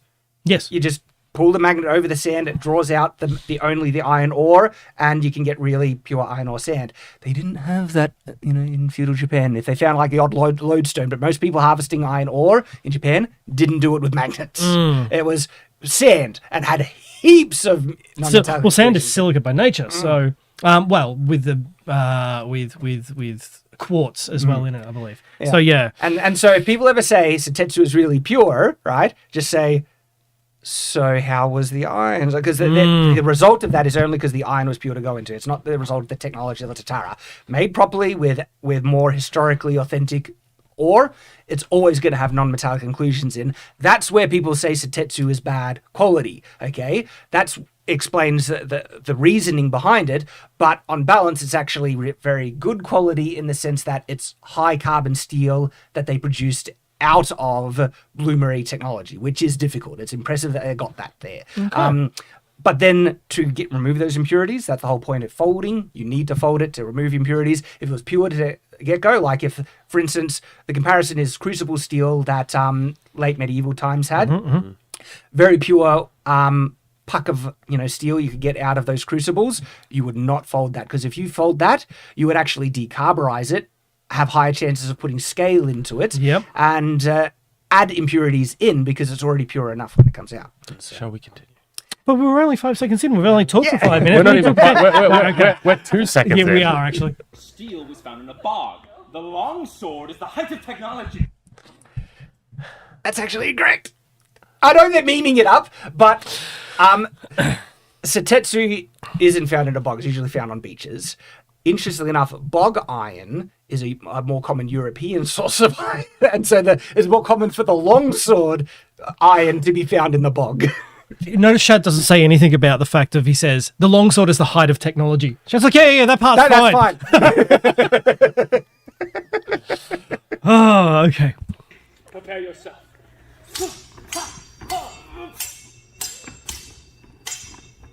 It's fun. It is. Like, it's choreographed. Yes. yeah, well, Yes. And then, yeah, that's fair enough. yeah, This steel That's was fair enough. fair. Yeah. All right. So on to another, and then maybe Yes. maybe to some super chats. We'll see how we go, because conversation arc. I just love the tangents it takes us on. All right. We've come back to one of your favorites. This is one of my ones. When like the first time I ever watched shorts, I got 2 of these shorts like back to back. Yeah, Tyrant jumped on YouTube and went, I want to look at shorts. Let's look at swords. He saw 2 of these and the rage. So I see the chat. The height of technology is actually the golden dag, Shad. It's hard to argue with there. I mean, it's a piece of wood with a spike that's a club. Okay. Battle of the Golden Spurs is one of the most amazing battles in history. It really is. If we're taking away the memes and the joking everything, what would you say is the most complex feudal-aged technological weapon? The most complex, sophisticated, not counting firearms because we know fire. Like it would be because in regards of like how to aim something, maybe the trebuchet. Because like the aiming of the left and right was based on trough, the aiming of the up and down was based on weight. So there's a lot of engineering that goes into it. Handheld weapon. It's probably not a melee weapon. It's probably more like a crossbow. Big crossbow. Maybe. A big steel bowed crossbow. Because it needs very sophisticated metallurgy technology. It needs smaller component kind of parts for the lock and release. It needs mechanically wound. It needs a winch on the big ones. Yeah, there's a lot. All right. So that one I think we can generally agree on. Okay, melee then, not ranged. Can we go like higher level Renaissance? Because those Trifork parrying daggers with the little spring-loaded mechanisms are just amazing. However, if we are really going to go height of technology, you want to involve as many things as possible. I've forgotten the name of the shield with all the bits. It has the guns, the spikes, the blades, the hooks. We got to take out the Renaissance thing. What's the answer you want? No, I'm just medieval. I am interested in your thoughts because adding Renaissance gets wacky. Okay. You go first. There's a lot of weapons that are currently... You know that scene in The Matrix where all the guns are going through? Well, it depends what you mean by like complex, because like a sword is very No. complex. Height of technology. Not necessarily They complex. require a lot of technology, and there's a lot in them. Let's I know that's what you're. So I do love the Golden Dug. I really love the Golden Dug, but it's mostly because of the Battle of the Golden Spurs. Anyway, it's tricky. It is tricky. Like, what about a hand axe? In all honesty, a hand axe is so simple, but yet it is so versatile. So versatile. I'm thinking something like a halberd. Because to get multiple bits properly connected on the thing, and then it's a multi-purpose, very sophisticated weapon. Like, and so when I'm thinking, they're not fun to fight. I'll tell you that. Halberds are not fun to fight. You think you're out of range of the axe, and then you're not because you're in range of the blade. To me, I feel it's a more sophisticated weapon than even a lot of the swords of the period. What about something like a Lochaber axe? Like it's on a similar level, but it is. I would say plate armor. I know you're talking about weapons, but they are height of technology. I suppose they are very difficult very to get good point. interlocking pieces that are actually no. I'll now, as much as like I want to stick to the Golden Dug, I really do. You've got to admit that you've got different shapes. You've got things like helmets being made to form-fit heads from a single piece of steel. You come to, and we're getting a little high Renaissance here, but you come to Gothic plate gauntlets. It's not just the plates fitting together. It's sliding rivets. So you've got the articulation. Yeah, you've got that way along with that. Like you've got these metal pieces that move really but well. But it's not a weapon, so it can't count. Well, it's funny that we should mention plate armor because this short is about armor. All right. Why do you know? Let's get back to it. Why don't we watch this one, guys? Wait, no. About samurai armor? Sure, it may look complicated, but each part of the uniform served a specific purpose. You don't say.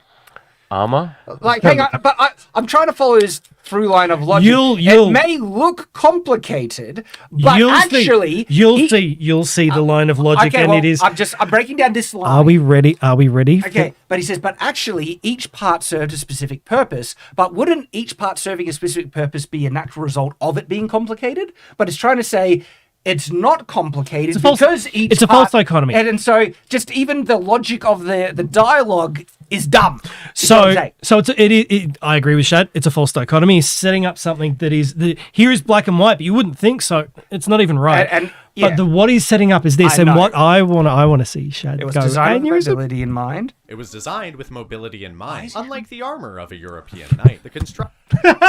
I love it. So apparently, Shad, European knights, and to the engineers here at the table, European knights were not designed with mobility in mind. Oh, here we go. All right, we need to go to this one if you can see it, because we're cutting off half of it. Actually, go. Can you click full screen on it? Yeah, that'll help people see. Okay. Yeah. So this is a classic video that shows mobility of medieval armor. Yeah. Oh, you'd be scared having a guy half swording running towards you. No, no, And that's you're like, what?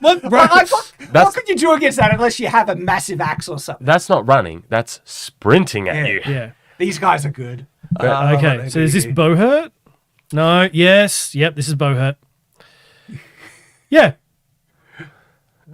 Just cartwheels, just rolling around. They're not designed for mobility, guys. No, not at all. For mobility. But there's more.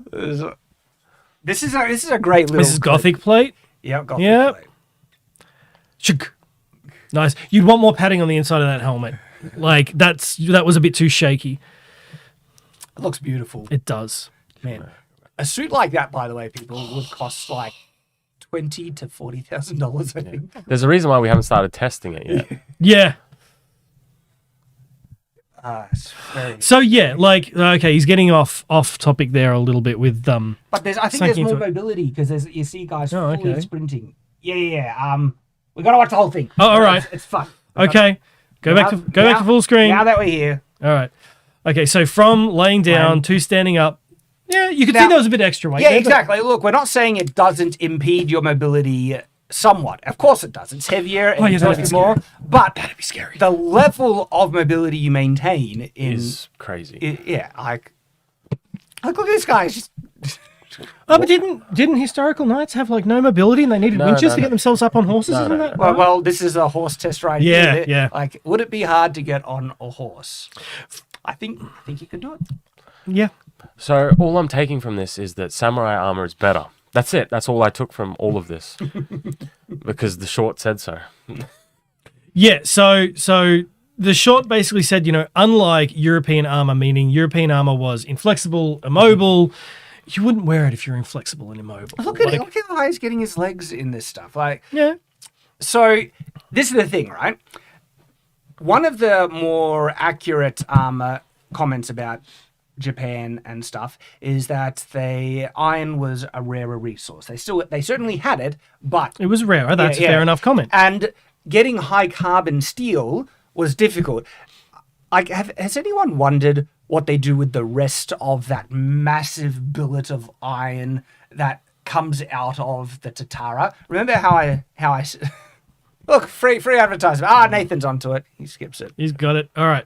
Because remember how I said they get this massive hunk of like metal out of the Tatara, right? And they got to break off small chunks of tamahagane. Mm-hmm. There's a whole heap of low carbon steel, like a huge amount of low carbon steel left over, right? And so they use that as tools and armor. This is where you don't need a high carbon. So you like having a higher carbon is good for some reasons, It helps but a mild maintain steel. Yeah. like mild steel to even iron armor is it can protect you. It won't hold its shape against really heavy blows as easily as good carbon, better quality steel, but fewer people try and more plastic and wade elastic, I the think is the waters of comparing samurai armor to medieval armor because when you actually it's not as competitive comparison between katana and longsword. And it's also not as cut and dry as that either, because let's say, for example, you talk about some areas of European armor where you get to a certain point and joints are designed to lock at that point. So, for example, and this is just one example, an arm could get to about that point and it would be designed to lock and go no further so that you couldn't break your arm, or helmets that are designed that the head can't go, so you can cop somebody running up with a big warhammer basically, which has got a little hammerhead but still delivers a lot of force, hit you in the side of the head, and yes, your head's going to go flying to there, and now your helmet is not going to come flying off because there is a locking point in the armor. And That's very sophisticated. yeah, like it's not specifically designed. Like, yes, it's immobile in certain points by design.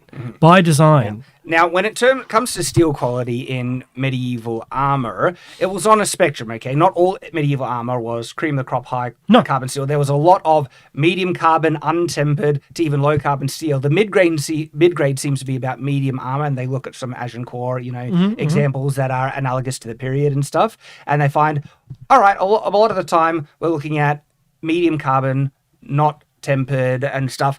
Thing is, though, high carbon steel also did exist, though. That was like cream of the crop, and you could get high carbon, tempered, really top quality armor as well. It was on a spectrum because not all of it was. When you do compare it to Japan, I don't think I've even heard of a single example, and this, please, if you have an example, share it with me. I'd like to know, of high carbon samurai armor. Most of the time, it was low carbon. From the information that I've been able to consume. I don't know. I'm not educated enough in samurai armor to know, unfortunately, so I can't comment. But if you guys know, let us know. I'd love to. But that's my understanding at the moment, is that a lot of it was actually mostly low carbon stuff, even iron in certain examples. Now, your main beef with this particular short was to do with the armor itself. Okay. What I do like about these sorts of things is, let's go back like 5-6 years. People would eat this stuff up and they loved it. These days, if you go through the comments on this, there's a lot of people like, what are you talking about, man? Good. There's been a bit of a reversal in terms of these sorts of things, which I am happy about. It is good to see. People have been correctly informed. Yes. On the information. And I do like that. I have seen people do that. They make a random post and the comments eat them alive, and I've seen people delete their posts or delete their videos because of it, which is unfortunate, but it's an educational process, I suppose. All right, so let's continue, because this next part is interesting. This we haven't even got all the way through this one yet. No. Yeah, this is Construction consisted of many small iron or leather scales, which were connected to each other with rivets and macrame cords. Oh, really?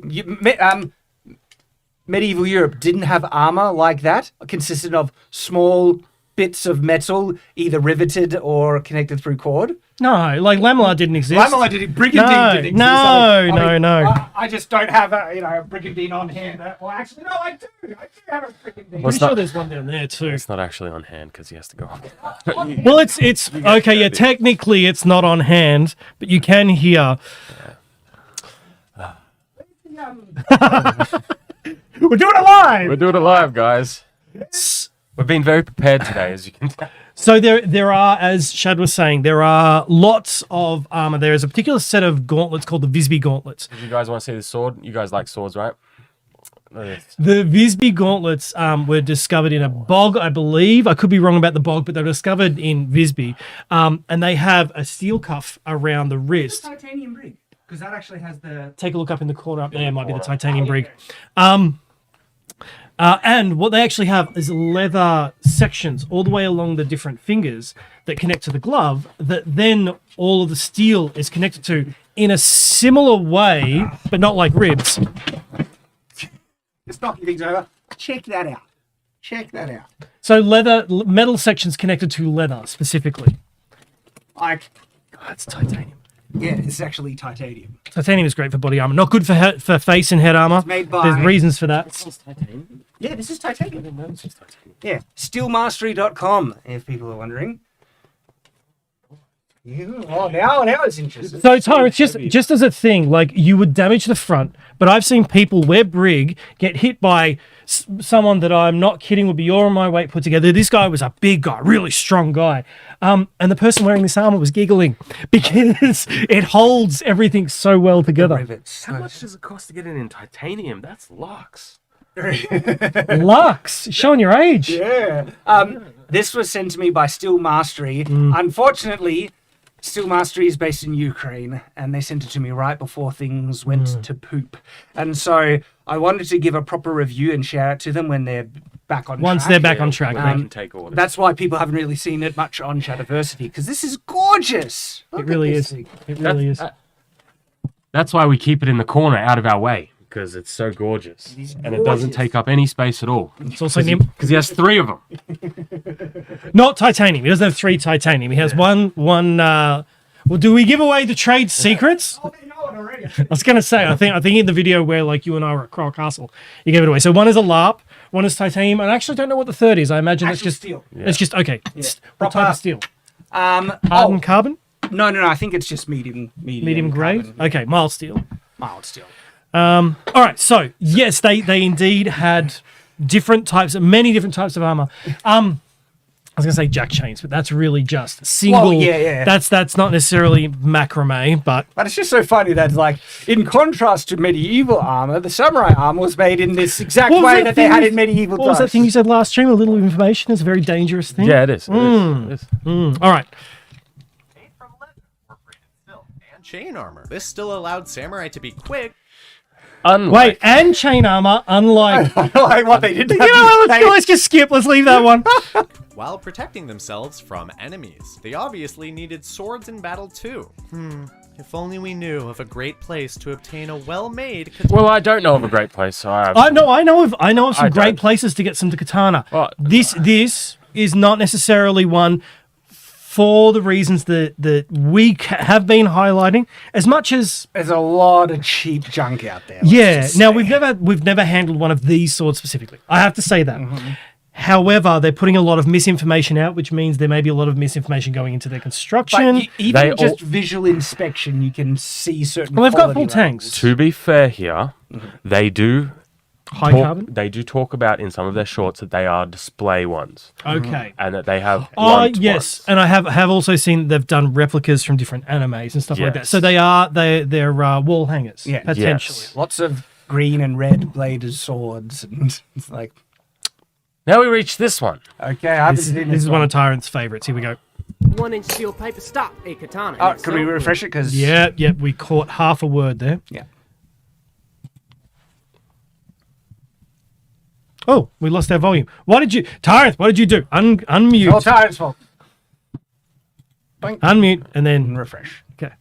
Can a 1-inch steel pipe to stop a katana? And if No. so, will it damage the katana? Let's Yes. find out. The steel pipe Hang on. is Can a one So- steel pipe stop a katana? Yes. Yes. Yes, that's what I mean. And Yeah. will it damage the katana? Yes. Yes. Yes. So, sorry, what is this? I thought they said, can a katana cut a 1-inch steel pipe? No, That's they when I said said no to that. Okay. Yep. No, that's all right. So we're all in agreement that a 1-inch steel. So the way he's saying it is, if it's a 1-inch solid steel pipe. but it's a pipe. All right. It's not a dowel. All right. But nonetheless, when I hear pipe, I steel. do hear something with enough structure to make it one that you wouldn't be able to bend with your bare hand. Yeah. If you get one that's like maybe 1/10 of a mil thick on the sides, well, that's Yeah. a different A topic. pipe has a bore all the way through it. Round Okay. stock is a solid stick, basically, of steel or whatever you use. Round stock, that's Okay. what that's called, So a gun barrel will be considered a pipe in this instance. technically. Because yes. But it wouldn't have as. But what we're talking about obviously doesn't have walls as thick as a gun barrel. No. So okay, somewhere between a gun barrel and a thin little wall. Now, if you had a steel pipe, still even consider a steel couple pipe- millimeters thick, that's pretty hefty. Yes. And he's showing us here that he's standing on it. Fair enough. hang on. That's also. I get annoyed when they do very subtle, sneaky things. It's like, all right, widen those bricks out a little bit and see and also center your weight in the middle instead of standing so close to the edge. Why don't we see if it can hold your weight then. Why don't we just continue to watch? Let's see what happens here. actually dummy thick. Hang on. Can you go back? It looks Dummy like- thick strong. Dummy thick strong. He specifically said dummy thick strong. Hang on. You can hear how thin that is by the clanging. I think Go that's again. added in post. Is it? Surprised if I can I think that's added in That post. sounded like it was. actually slice all the way through. Now, as much as whacking metal on metal makes me cringe, it must be I done gotta give for scientific points to humor here. research. I like the humor. Let's see. Let's try Ooh. that again. Daggone, we almost got it. I just need to practice. That's It's not a bit steel. shiny. Yes, That's not steel. That looks very shiny. That's aluminum. Which is You know, much softer. The way we can tell is how bright it is. But aluminum is bright, silvery coloured. Now I got this short. Did you just say aluminum? Aluminum? Yeah, aluminum. Aluminium. You said No, you said aluminum. Yeah, but I obviously Aluminum. switched between them both. Okay. Aluminium, aluminum. No, I got those two shorts back to back. So the armor one and then this one. So Tyrant threw his phone across the room. Yeah. All right. I guess aluminum. That is not steel. That's not steel. False. Sigma breathing. But how did the sword hold up? Actually, quite well. After cleaning it Oh, Of I guess course it did. aluminum. Of course it would. I don't need to say anything. I'm just stereo rage from here. any chips or scratches. I had not seen that before, and even I first thing is like that is looking far too bright and shiny to. Maybe someone should actually test it against a steel pipe. Maybe Yeah, someone so this should. particular company we haven't mentioned yet, but if they want to send us one, we'll test it against steel. We'll We'll probably test. absolutely test it against a steel pipe. The thing is, we have a multitude of katanas, and we have something that's battle ready. We have also things like eBay ones. We also have practice ones. We have a good range of katanas that are representative, shall we say, of the market. Yeah. So we can test all of them. And it's because I like katanas, even though I just don't like the misconceptions, and so I try and, I explain love it. katanas. They're my Katana's favorite gorgeous. sword, but even I don't like the misconception. No. And I'm not going to sit here and say that a katana is better than a longsword. I'll be like, hey, no. Genuinely speaking, a longsword is better. I just like katanas more. That's it. That's the only difference there. I just like them better. A longsword is just more of a general. It's more versatile. Okay. Yeah. And that's why it's better. Wonder. And a All wonder. right, so yeah, no, I do like the way they loop them. Like Yeah. that's smart. Yeah, it's clever. clever. It's cute. Shorty. That's how Okay. shorts work. I they loop. I know, but it's good when they actually do a I clean wonder loop. how many additional fake views they get out of the whole looping. We've already done this one. I was going to say that's how a samurai armor works. Okay. Ah, I haven't seen this one. so let's do a refresh. This is commonly known Comments as. on my last video were asking if this even constitutes a reverse grip. Oh yes, yeah, I've seen this one. It's also known as Sword Clark Kent. Yes. Yes, Which is, for I think, an obvious appropriate reasons. name. Or if it's half sorting. Let's look at it literally. My dominant hand is reversed. The sword is backwards. And while my hand may have been on the blade, it is far from being halved. And this sword being reversed in the dominant hand means that any strength delivered with it will be more or less parallel to how it would be delivered with a single hand on the Thoughts? I agree, but only because of the length of the sword. If it was a smaller sword, I'd be like, no. That's So when we did our reverse, Because pass me a sword. I am a somewhat of an advocate of different styles of reverse grip So with no, agreement and disagreement. This So one's I- aluminum, so you yeah, can yeah. touch So the if blade you on see it. me, if you see me touching the blade, it's because this is blunt enough. Like it's got a few chips and dings. So I would consider this reverse grip. I would consider this reverse grip, and only once my hand hits about here, I have to agree with Robin that then that's now half sorting. Well, isn't he saying that what he's doing is reverse grip? I think he's saying like what is it? Is it reverse grip or is it half sorting? Like if my He hand thinks is it's reverse grip, but then he goes on to say, call it what you like, I don't care. yeah, exactly. But I think that's still reverse grip because one of the things that I found when we were doing our testing is I wanted a cross guard. Yeah, you want- and I because I was getting my hand hit. That's one So of I the wanted problems to- with reverse grip. yeah. Exactly. So I wanted a cross guard, so I kind of cheated. So the question is, right? So would you consider this reverse grip? No. No. It's reversed. It's reversed. Half You're one. reversed. And you're just Half Nope. reversed. So It's half what reversed. about this? Is that reverse grip? Yes. Yeah, that's this double isn't. reversed. Yep. No, that's half reversing. Yes. It's you're holding, like I said, you don't are think so. you are holding the sword way too far down, and then with your primary hand reversing it because you're still getting your main, like you've got punch leverage. It's so weird. So It's so weird. when it comes to the reverse grip thing, I don't know if we mentioned it in the video, but we probably should have, which is if I was to genuinely ever consider doing reverse gripping, first off, I would want a weapon that is primarily designed to be used in that way. And I would also want dedicated kit to accommodate that fighting style. Like more armor. Yeah. A lot of the things when we do reverse grip, it's always using a traditional sword and things like that. And it's like, they're not meant to be used like that. So That would be because a sword made to reverse grip would have like a handle. you'd have a longer and then handle. you'd have a guard that's halfway down the handle there to protect. That would be an interesting design. Maybe we could make one. Well, Maybe. The reverse grip sword. There's still some failings. Why are you saying maybe like you're going to do anything? I'm the one who's going to be doing it. I may have already started some sketches and tried to figure out like that weak wrist problem and just Anyway, we shall continue. The blade. So then is it not half sword? Well, in common usage, half sword we tend to mean any amount of choking up on the This is blade, correct. regardless of if we're actually at the half or not. But at the same time, the sword is definitely reversed. Anybody who's watched my channel knows I love malleable terminology, and I don't much care for strict definition. fair enough. For me, I actually like strict definition. We know. So I find it there more is so much useful. of yes, it is use, but there needs to be a certain level of malleability to any definition. So if And by the way, this isn't me calling out. I really like Robin's swords. I think Yeah, he yeah, makes as great do I. content. Absolutely. This would just be one of those interesting things we could have a discussion on or a debate because Okay, I, so I like strict definition. you like strict definitions. Where because it facilitates this. better communication. watch this. Watch where this. where is the definitive definition between a hand and a half sword and a great sword, or a great sword and a war sword? The exact Okay, so Points. this is a great point. But if I was to show you the most stereotypical representations of a hand and a half sword and a great sword, you would not get them confused, would you?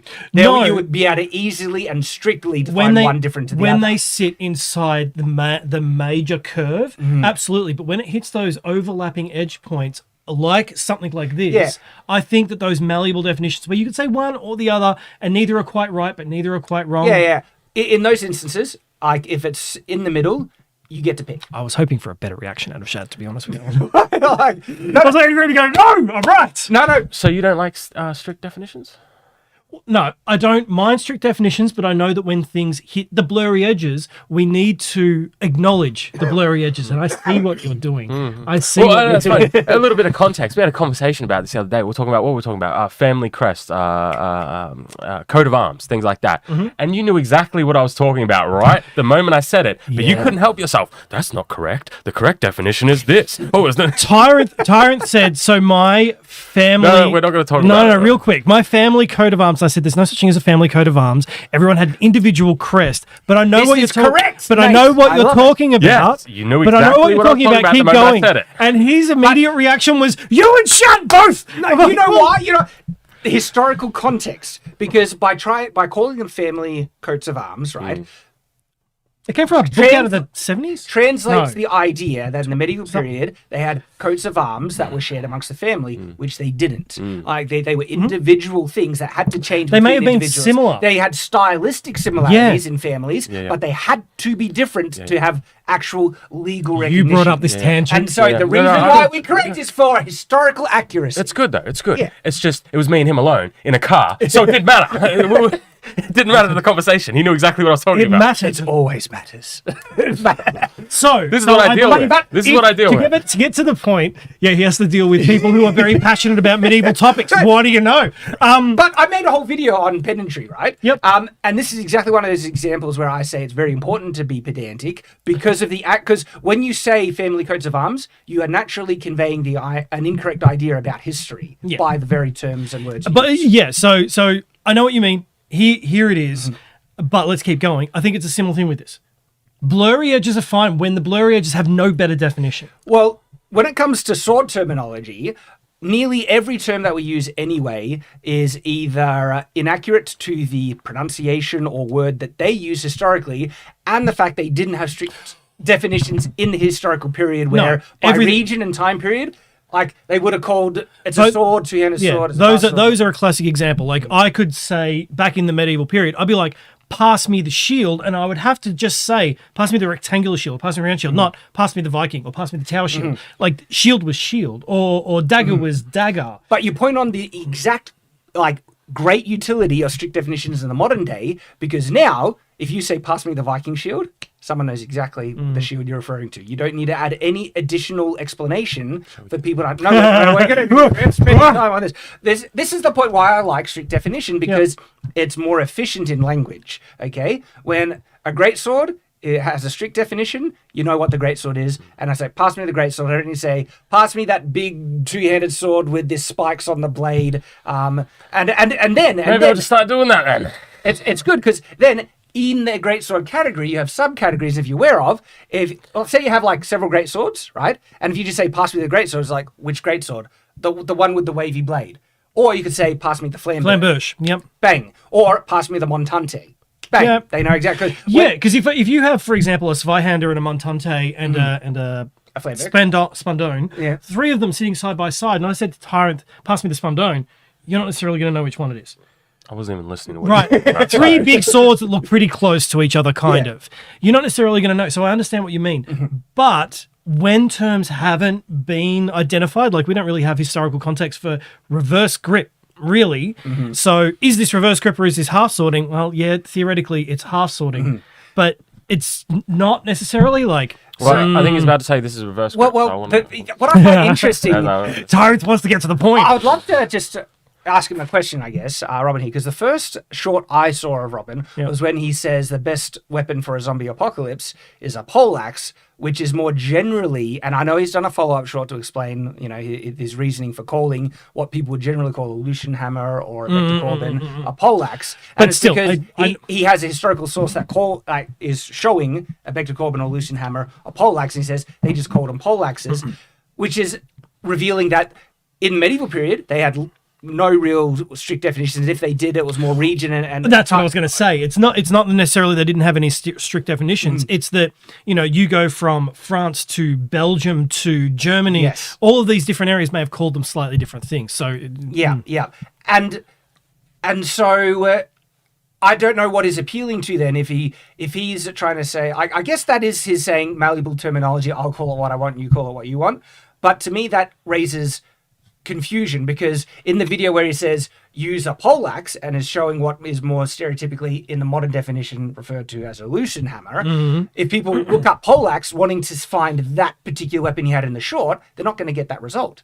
They're going to get an actual what is more stereotypically seen as a poleaxe or a Danax in some instances. Which is why I feel strict definition is very useful, because if people want to reference or look up or find the same thing that you're referring to, using the more common terminology is really useful. Okay, and I can absolutely understand. So if strict definition applies, and if you happen to know that strict definition, then educating people in that strict definition, like coats of arms, is actually is helpful. But if Robin calls this half sorting, and people look up other forms of half sorting where the hand is half up and 2 hands are now on the sword compared to 1 just over the guard, however you're actually putting that, it's no longer half sorting, even though it's not. So I can see why he's saying this is malleable. Yeah. So it's these blurry edges that I'm comfortable with. But when there are specific things, I can understand getting pedantic. Well, see, I'm even okay with using. I don't know if that nasal breath came across. Well, I'm okay with using modern kind of evolutionary terms that most people have come to understand what it means. And the classic example is broadsword. Okay, it's not a historical term, and if you do, you find a historical reference to referencing a different term historically. But because in common language, most people have come to associate the kind of visual. When you hear broadsword, you think of a blade with a thick blade, blade. But that's it what starts people to get use it, it starts to get very confusing. Or you could take the Alexandria blade, or you could just take a thicker, like a Viking sort of a blade, almost like a gladius. But it's all very Dungeons and Dragons terminology. Yeah. So well, that's the thing. They're broad swords. Most people they are broad. Yes. Exactly. Most people just visually contextualize broadsword as what the word is referring to. It's a sword that is broad. And they usually identify it with now medieval arming swords. That's the more common association, because language does evolve, and as a result, if I can use that word with the person that would know the sword when I use that, it's an efficient use of language. I'm okay with it. Okay. Like when I say, you know exactly what I'm talking about, right? Oh no, we can, by the way, for everybody at home, not spreading any misinformation by calling it a broadsword, because it is but he's talking about he's going back. I know. But that's not spreading a misinformation. family coat of arms is wrong because there's only 2 of us. So it's not actually, spreading in any 99% of context, it's wrong. We should be very specific there. In 99% of context, it's wrong. There is some instances. Just for everybody at home, we did continue the conversation. We kept talking about this, and I did agree that the purpose of language is to get it across. But he wouldn't agree that he was wrong in the statement. No, I don't care if I'm wrong. I'm just saying that you understood exactly and concisely what I was talking about, yes? I also understood exactly and concisely But that now you you were wrong. know more information about tropes of arms. Isn't that great? Not really, because I was not in the mood for it. He was, Shad, he was blazing with he Yes, was 'cause just, he was blazing. yes. Who got me started? We had a conversation before that one that we cannot talk about on street. 'Cause- Yeah, that's true. I did get him riled up with something. All right, moving on to We'll the just next finish one. this off, Oh, 'cause okay. he is- Me, this feels like I'm using the sword reversed, even though I am holding the blade. And this feels like I'm using the sword at half, even though my lead hand is reversed. But then when I use that same reverse grip with something like a pole axe, I don't really feel like it's reversed anymore. It just feels like one of two fairly normal ways to hold it. We're all just a bunch of sword nerds here. Just call it what you want.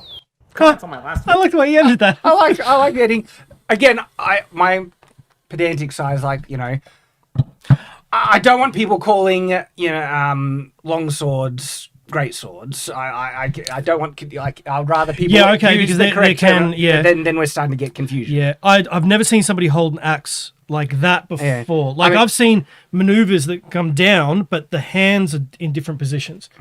Because the annoying one for me is the misuse of, say, bastard sword.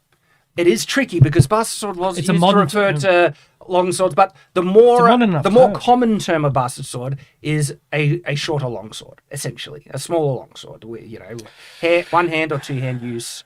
So there's when I first come across bastard sword, it was a colloquial term that kind of meant a hand and a half grip on a single-handed or maybe a bit longer blade. Yeah, see, that's good. Yes, yeah, but I do find people using bastard sword refer to big long swords. Yeah, because a that's bastard sword and a long sword, it's like one's the older brother. Well, and it's because the term does appear historically Older and more than skinnier people brother. might realize, and it refers to multiple different types of swords because it was different period and location. Do you know sometimes bastard sword referred to a sword of an unknown maker?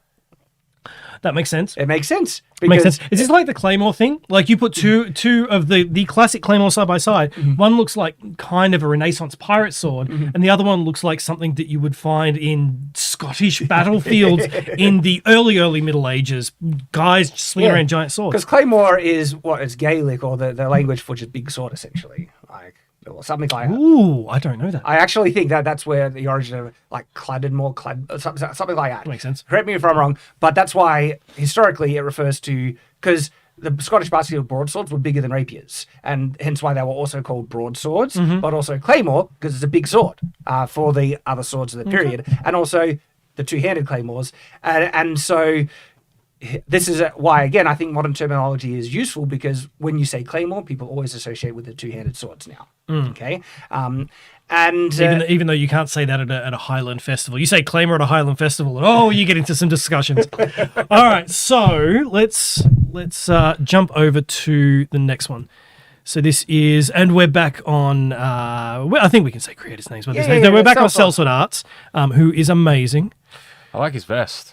great. vest. Sometimes people tell me that they find sparring and fencing footage to be boring. And when I ask them why, usually what they say is, well, it goes so fast and I can't tell what's going on. So let me give you a big brain life hack to help you interpret sparring footage better. Don't look with your puny human eyes, listen with your awesome human ears. Usually you can tell what's going on and about by the sound. this copyright sound, Nathan? I don't know. So yeah, there is some sound in the back which we may have to pause. But so this one I brought up for a couple of reasons. Yeah, I'm interested to hear your thoughts on it because to me, I'm not getting much out of it. To me, this is an arbitrary preference. So what David is saying here is that if you're hearing lots of clanging of swords, then the fight is still going on. If you hear whomp or something meaty like a sound like that, then you can hear what's happening in the combat, and you'll be able to keep up. What I brought this up because I wanted to get sort of your opinions on this when you've watched maybe some HEMA. This isn't necessarily stage fighting or things you see in Hollywood, but when you've seen HEMA fighting or whatever, is sometimes the fighting looks really fast, and other times it looks really slow.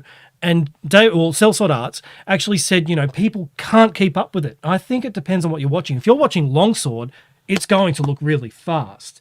If you watch Saber, if you watch Saber, specifically like Polish Saber, it's going to look really, really fast. But you go and get something like Rapier, where it's just lots of little tippy movements, the people who have done it know that it's fast, but just seeing two blades do this for a while doesn't necessarily look fast. Once you add a lot of stage fighting footwork, like Sellsword Arts does, it can look really fast. Yeah. But I wanted to get your thoughts on that. I don't understand their complaint necessarily because I've never come across it. He does sparring footage and stuff, and I guess as people been saying it's been too hard to track. That's weird for me because he did one that was very, very fast recently, where it was basically him and I think one of his younger students doing some longsword sparring, and that's very fast because they were going for. Well, I do admit adding cue sound effects does help people track the movements easier. That's why they do it in fight scenes and stuff. You might even notice on our giant sword one, we added in that was sounds. I didn't expect that until like I got the notification for that video much later when I was at home, and I'm like, I wonder how the final edit turned out, letting these guys do their magic, and it turned out really well. And I have to admit, when I watched that and heard the sound effects, I was watching one of my own. It felt weird. I was watching one of my own videos for a little while. Sound effects were good. But yeah, it helps enhance and being able to track what's going on. Okay. You look like you want to say something there, Tyrus. No. Okay. No. He actually does. He's just holding his tongue. Nothing on that. All right. Yeah, I thought this was a nice little thing that maybe I'll discuss. It might have copyrighted music on it, so we just Yeah. we're not going to play that one. So I think these actual do have some copyrighted music. Now that I'm thinking about it, Just try this one. Part of the sword should I cut with? Well, there's actually a test. Oh no, we should be right with that one. So Okay. this is the sweet spot one. Okay, so I'm expecting him What part of the to. sword- Yeah, so we're just trying to basically fill this out with some positives and some negatives. Because there's been a lot of negatives that we've actually thrown through. What's the internet, What mate? part of It's the not- sword should I cut with? Well, there's actually a test you can do to find the sweet spot or point of. Should is an interesting. I know what it's saying that there's an optimal place to cut with, but I think that like very specific language would be useful in this type of video because what type of area of sword should I cut with? Technically, the answer is whatever area of the sword you can hit your opponent with.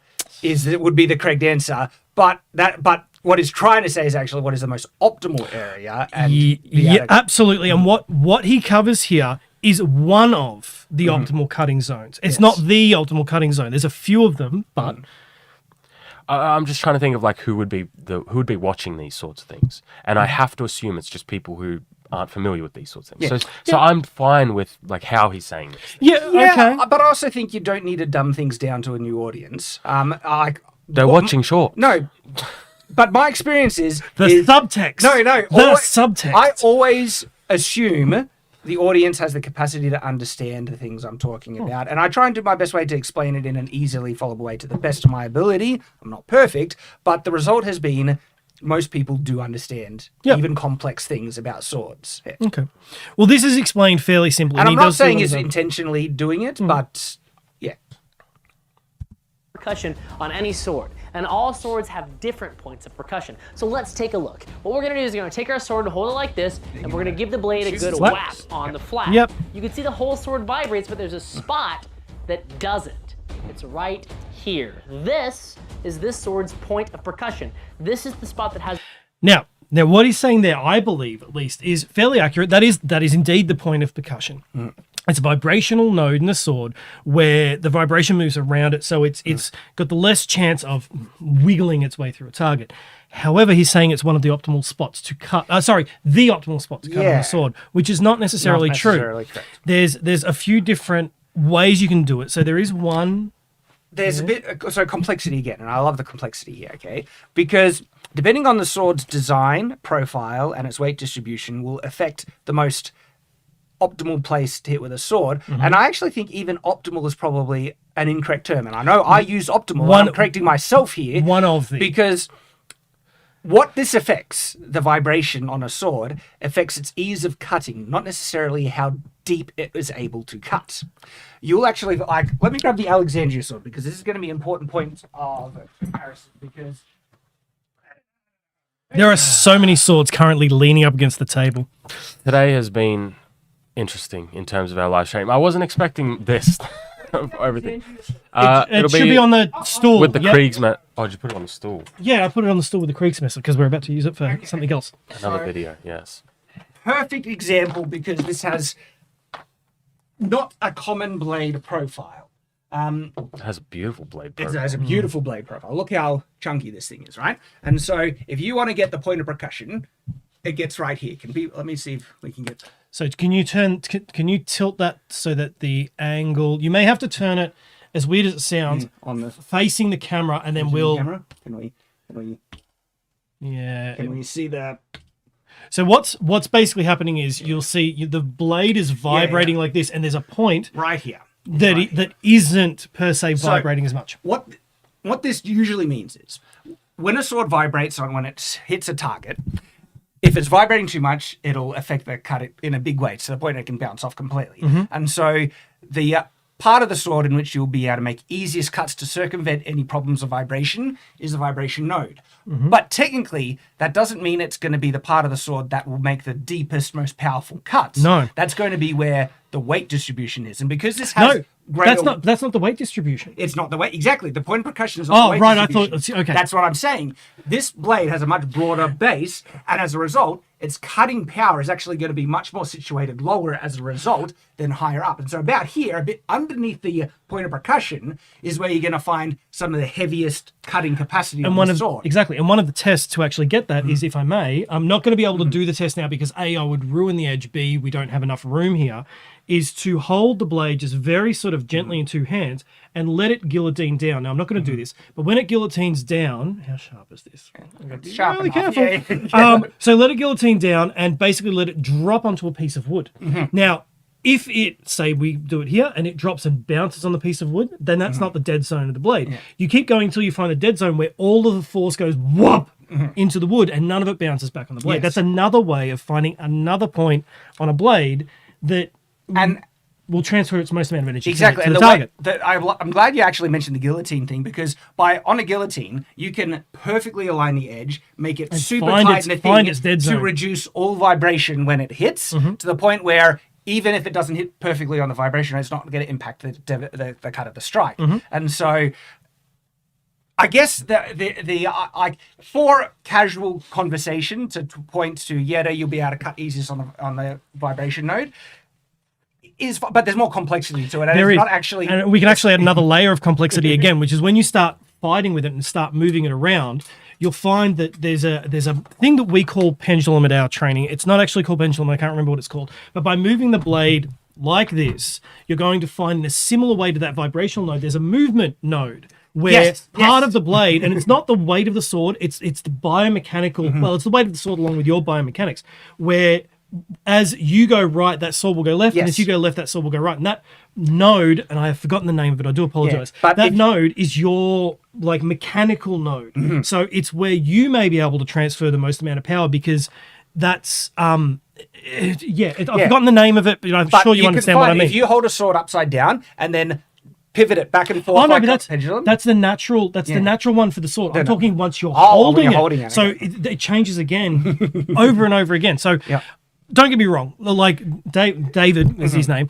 Has some amazing information. What I'm picking out is he says the most optimal. It's not necessarily. Well, again, we are super hyper sword nerds. And this is what sword nerds do. We always talk about we do it with each other as we do it with people online about, actually, have you thought of this other, thing? Ranstone, why am I so quiet? Because Shad and Nate talk so much.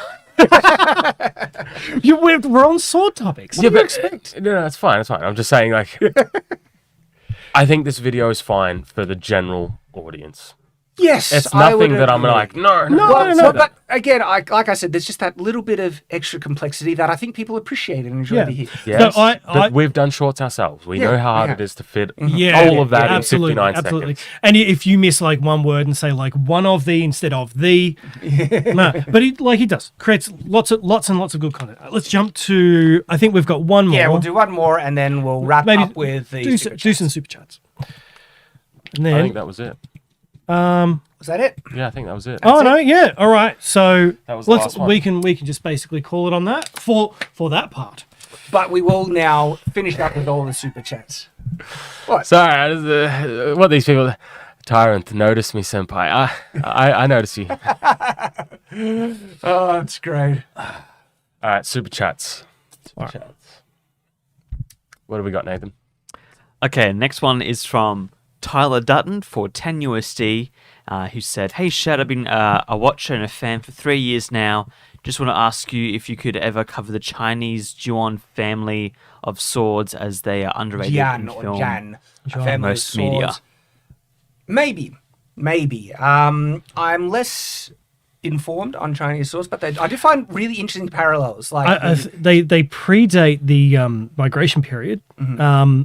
I know a little bit about them. I don't know much. We'd have to do a bit of research, I think, if we jump into those. A while back, there was a company that was willing to send me some Chinese swords for review, and this was before I was doing reviews a lot, and it was a bit, outside of the medieval themes, and so I turned him down. But if they approached me again, I would say, okay, we're at the point where we would be interested in looking at those. Are you interested in Chinese swords? I'm interested in all swords, but the area of swords that I think I would like to try and dive. If I was to pick a culture outside of medieval or the other cultures that I've generally looked Sci-fi? at. We're looking at historical culture, and I do like sci-fi. I want ones. sabers. They're outside of, I want sabers and pirate swords. well, no, outside Civil of War Japan, stuff. Middle East, and actually. medieval European is probably Korean swords. I think there's some really great Korean ones that don't get a lot of attention. India is always because India has some crazy cool stuff. And there's also some of the Persian swords are some of my favorite as well. I've forgotten the name of it. It'll come to me in a minute. So Atta Gauntlet sword is I don't know. There's so many. The whip sword that they have. yeah, no. There's for the Indian one. Yeah, there is. There's Because India has swords that I would actually define Yataghan, as mostly. Yataghan. It's I always say Yagatan, and it's not. It's Yataghan. Yataghan. But that's a Persian one, I believe. Which that's amazing. But yeah, India has some swords that I would actually consider mostly silly. No, like Turkish. Sorry. Oh yeah, the whip sword. It's but it's made to be flashy and to show off and stuff. And you got to use it with a steel shield. Well, your opponent should hopefully have a steel shield because I've seen those things move around and they look deadly. But India was making some really high quality steel very early on, and so they got some cool stuff. But thank you for the suggestion, and maybe in the future, get some Swords. Chinese ones. Okay, next one's from Crimson1122 for 5 USD, who said, "I recently finished A Memory of Light. I didn't cry, honest." A Memory of Light, last book in the Wheel of Time. It's great. Sorry.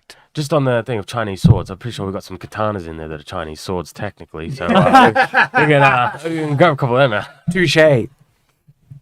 Next one's from Mark Wise Techno for 3 USD, who said, "F YouTube Shorts." If you don't want to watch them, don't watch them. I think they have They have a purpose. They have a purpose, but not the way YouTube is implementing it. No. hurting. YouTube is trying to be a TikTok and a YouTube at the same time. Wait for this one, guys. Go, Nathan. Jeff Bennington for 20 USD said, "I like the title All Star." I'm It sorry. makes me think All I of caught was Lone Shad. Star Hold on. every time you say it, What Shad. was that last bit? Sorry, Nathan. What was that again? Though it makes me think of Lone Star every time you say it, Shad. Spaceballs. What is it? The NBA All Stars. I can reclaim it. Hey, now you're a rock star. You've had one person like it.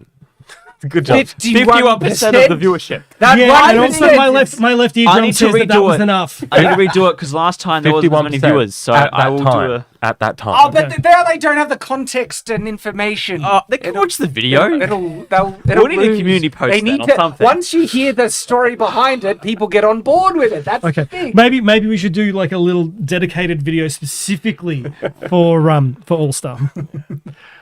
Okay, next one's from Shade for 5 USD. Said, "Love the content, guys, and I hope the ad revenue gets better." Thank you. I'm not sure it will, but what has gotten better is your guys' support is amazing, and that's just been a godsend, really. And so what I actually hope is us to not be reliant on ad revenue at all. And then we, just freedom. It feels like we would have. Yeah. Next one's from Teeny Bopper for 2 USD. "Tyrant, you're awesome. Keep up the great work." Thank you. I don't know how to take compliments well, so. So send more in, guys, so we can practice. You have a teeny bopper fan. Okay. No, actually, well, you have a Teeny Bopper fan that also apparently likes all of us, which we appreciate you, Teeny Bopper. Thank you. We appreciate all of you guys. Yes, we do. Cyborged100 for £20. "Love you guys and what you do, hence why I super chat since Shad is here. I have a question. on one of his old videos when did spaceship movement, he mentioned possible of solar or magnetic pulse for movement in Dogfighter Star Fury. Translate that how you will. Okay, possible solar or magnetic pulse for movement in dogfight. Were you talking about also? So the Were you talking about the Star Fury, isn't that the starship from Battlestar Galactica? I think the Star Fury. Hang on, no, Star No, Fury. I thought the Star Fury was from Hang on. The Last Starfighter. Yeah, and it's got I am sorry, but it's like the ones out of Battlestar Galactica where you've got the nodes on the outside and it can flick around very fast. One of the movements I described in that video was linear momentum movement, where it can send out almost like a drag point or an anchor point in space that it causes the ship to swing on a curve, and it conserves momentum, and that's actually a super efficient way of movement, because in space, a super high G way of movement. it would create G's, but in regular Fly with space space conventionals, you would need thrusters to cancel your forward movement and then move it, and it would require a lot more energy and fuel to do it. But if you could just throw out an anchor and swing on a curve, you maintain all that momentum on a linear angle. Mm-hmm. That's exactly the type of movement I have in All-Star. It has that tech. And how's the structural integrity of the ships? Because that's a lot of G's. Well, you know how I said the all power is the basis for artificial gravity? No, it's jokes. I'm just Okay. when you say that's a lot of G's, and it's like, oh, you got 5 G's, you got the original G. It's a joke. It's a joke. You know how saying the all power is the basis for certain technology? Yeah. Inertial dampening is also achieved through the all power, and so they can maintain a higher level of G force as a result. But also, because remember, the theme of the power is that it holds the universe together and moves forward things through time, and because of that, it's able to latch onto points in space and connect and pull on things. Hence, they can have tractor beams with it. But as a result, they can also latch it to a point in space and have swing linear momentum turning. Picturing those superhero movies where the cars fling out a wire and hold onto a lamppost and take a corner. It's an invisible line, but that's how it's achieved. Now, it's funny. Is it a tactile line? As when you say it's invisible, you can't interact with it. You can't interact but with it. But it's connected with the projection source, the technology thing. And then we are getting way off topic here. But this is genuinely how Shad is in real life. If you talk to him about something, he will just... I will just go... But what I love about this is, look, it addresses a pet peeve I have in world building, and it's mostly unnecessary, but I get immense satisfaction out of explaining things. So the type of space fighting in Star Wars is a contradictory mess, because they don't fly the way that spaceships would fly of that design. There's no technological explanation to explain why they're fighting like dogfighters when they would actually be drifting and having a lot of trouble turning and stuff. And the way they turn is actually the way my ships are able to turn, but I have a technological explanation to explain the world building. And then I can have dogfighting in space to explain why these ships are flying like aeroplanes in an atmosphere. But there's a technological foundation in the world building. Now, the reason why I say it's not important, it actually is important, because you can utilize it in storytelling in a really fun way, because it creates elements of conflict. Now, if one of these, gravitational projectors or spatial anchors breaks, you can't turn the right way, and I can have that and affect the ship in combat. And the ship isn't designed to actually turn. Yeah, exactly. And so, because I have the explanation, I can utilize it in storytelling to a much more efficient way. Whereas in Star Wars, it's like, how do Star Destroyers stop, Tyrant? Well, they stop. Exactly. Because they need to stop. Yeah, they don't make... they have all these thrusters behind them, and to cancel out the movement to the same level they're able to accelerate, they would need to turn around 180 degrees. There is a trope in things that, you've got to do that and burn for as long as you accelerated, you have to decelerate. Yes. Now, just to give credit, The Expanse sci-fi series does it perfectly. I think it was like the very first episode. I saw that where it's like they had to perform a really high G maneuver to hit the brakes. Yeah, I love it, but they have realistic space combat based on the technology they have, where they get their gravity, like 1G, by having 1G acceleration. And so all their ships are actually made like skyscrapers with decks. So in conventional Star Wars, the decks are oriented that way, but on the Expanse, they're oriented this way. So when it's accelerating, you have 1G, and therefore that's where they get gravity in motion. But to slow down, they literally need to turn around, and they slow down over days sometimes at 1G deceleration. Will there be Titan swords in All-Star? really big laser energy swords, but not to the size of Titan swords. But you can increase the size of them with a energy burst, basically. Okay. Anyway, Bigger. so this is the stuff that you get. But to answer the question, the type of linear momentum turning will be an all-star, and it justifies it's really cool. Next one, Nathan. Next one was from Ernie Miles Kira, who for the 550 Canadian asked. Oh, we already covered this one. Yeah, would dual swords be practical? Yes. We got that one out. Yes. The next one's from Cyborged 100 for £5. My katana is a repro, but I love how the thumb on scabbard will not work because as single wood between sheath and handle as I study Aikido and others. Aikido or Aido? Aikido. Aikido. Okay. I don't fully understand what you're saying, but thank you for My the super chat. katana, It it's wouldn't a work. reproduction. I love how the thumb on the scabbard will not work because a single piece of wood between the sheath and the handle. Yeah, sorry. Are you talking about it's super thin right here, so you can't actually put your thumb here? I don't know. I'm not actually following. But thank you for the super chat. We do appreciate it. The Lonely Dragon for $1. Donates $1. Thank you, sir. Thank you. Cameron for $1.99 USD. Hey. What about tri-wielding? Where would the third one go? In your mouth. In your mouth, like Zoro. Okay. Yes, one piece. What about in between the butt cheeks? We could It's about try. as practical. We could try wheeling, and we would try fail, but we can try it maybe at some stage. I'm not snapping my teeth. You can put it in your Oh, mouth. I'm not holding it in my mouth. I'm not holding it in my butt. I'm just gonna like juggle. You can juggle. Oh god, I no! mean, If you're juggling. technically, if we put two swords together on one hand, And then hold. we could do two on both hands. That's not dangerous at all. Okay, My next, ambulance cover is Thank up you, before we do that Cameron. one. Ducks for $2 USD. How many weapons could you wield at once? 2 is the safe area. It depends on the definition of Like, weapon. A suit of armor is theoretically a weapon. But okay, what if you had like spike slash And that's- dagger things that's from, what I from mean. the elbows and knees and then hands, so and if then you I- had a spike on your Okay, hand? so if it is attached to a body part, I consider it you're no longer wielding it. It's just part of your armor. Like Batman's blades.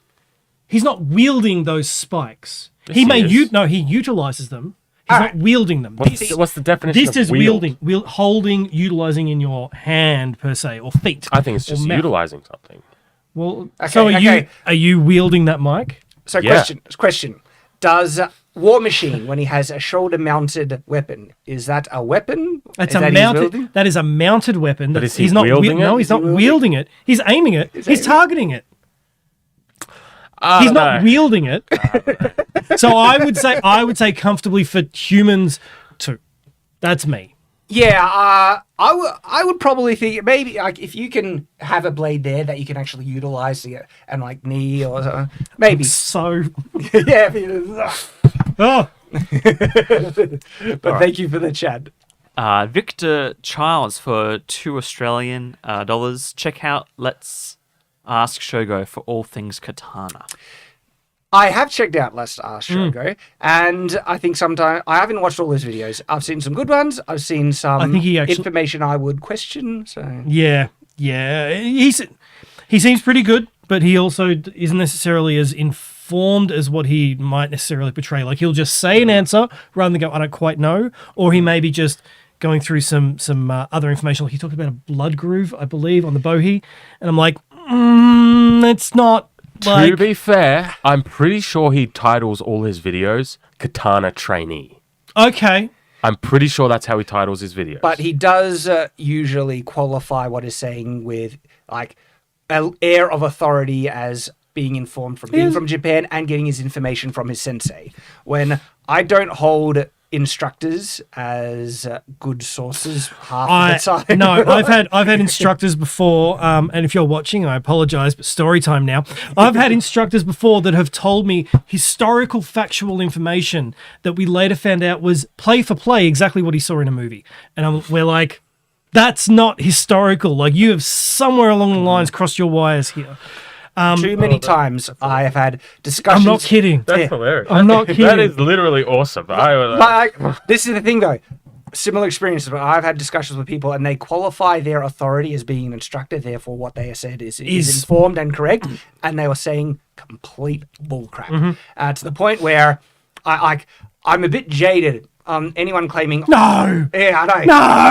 authority from experience or anything where I say show me the evidence. Yeah. Like you're a professor, don't care, show me the evidence, because I've even seen professors get things completely wrong. That happens. And so that's why some of the information that comes from good old Shogo, I am dubious on. And he does Good overall. Absolutely good overall. And he does get a lot of his information from his instructor, which he then feels that as being authoritative, which I can understand, but I can see exactly what you mean. The blood groove with the bohea, that was one that made me go, hang on a second, what else have you said? So, all right.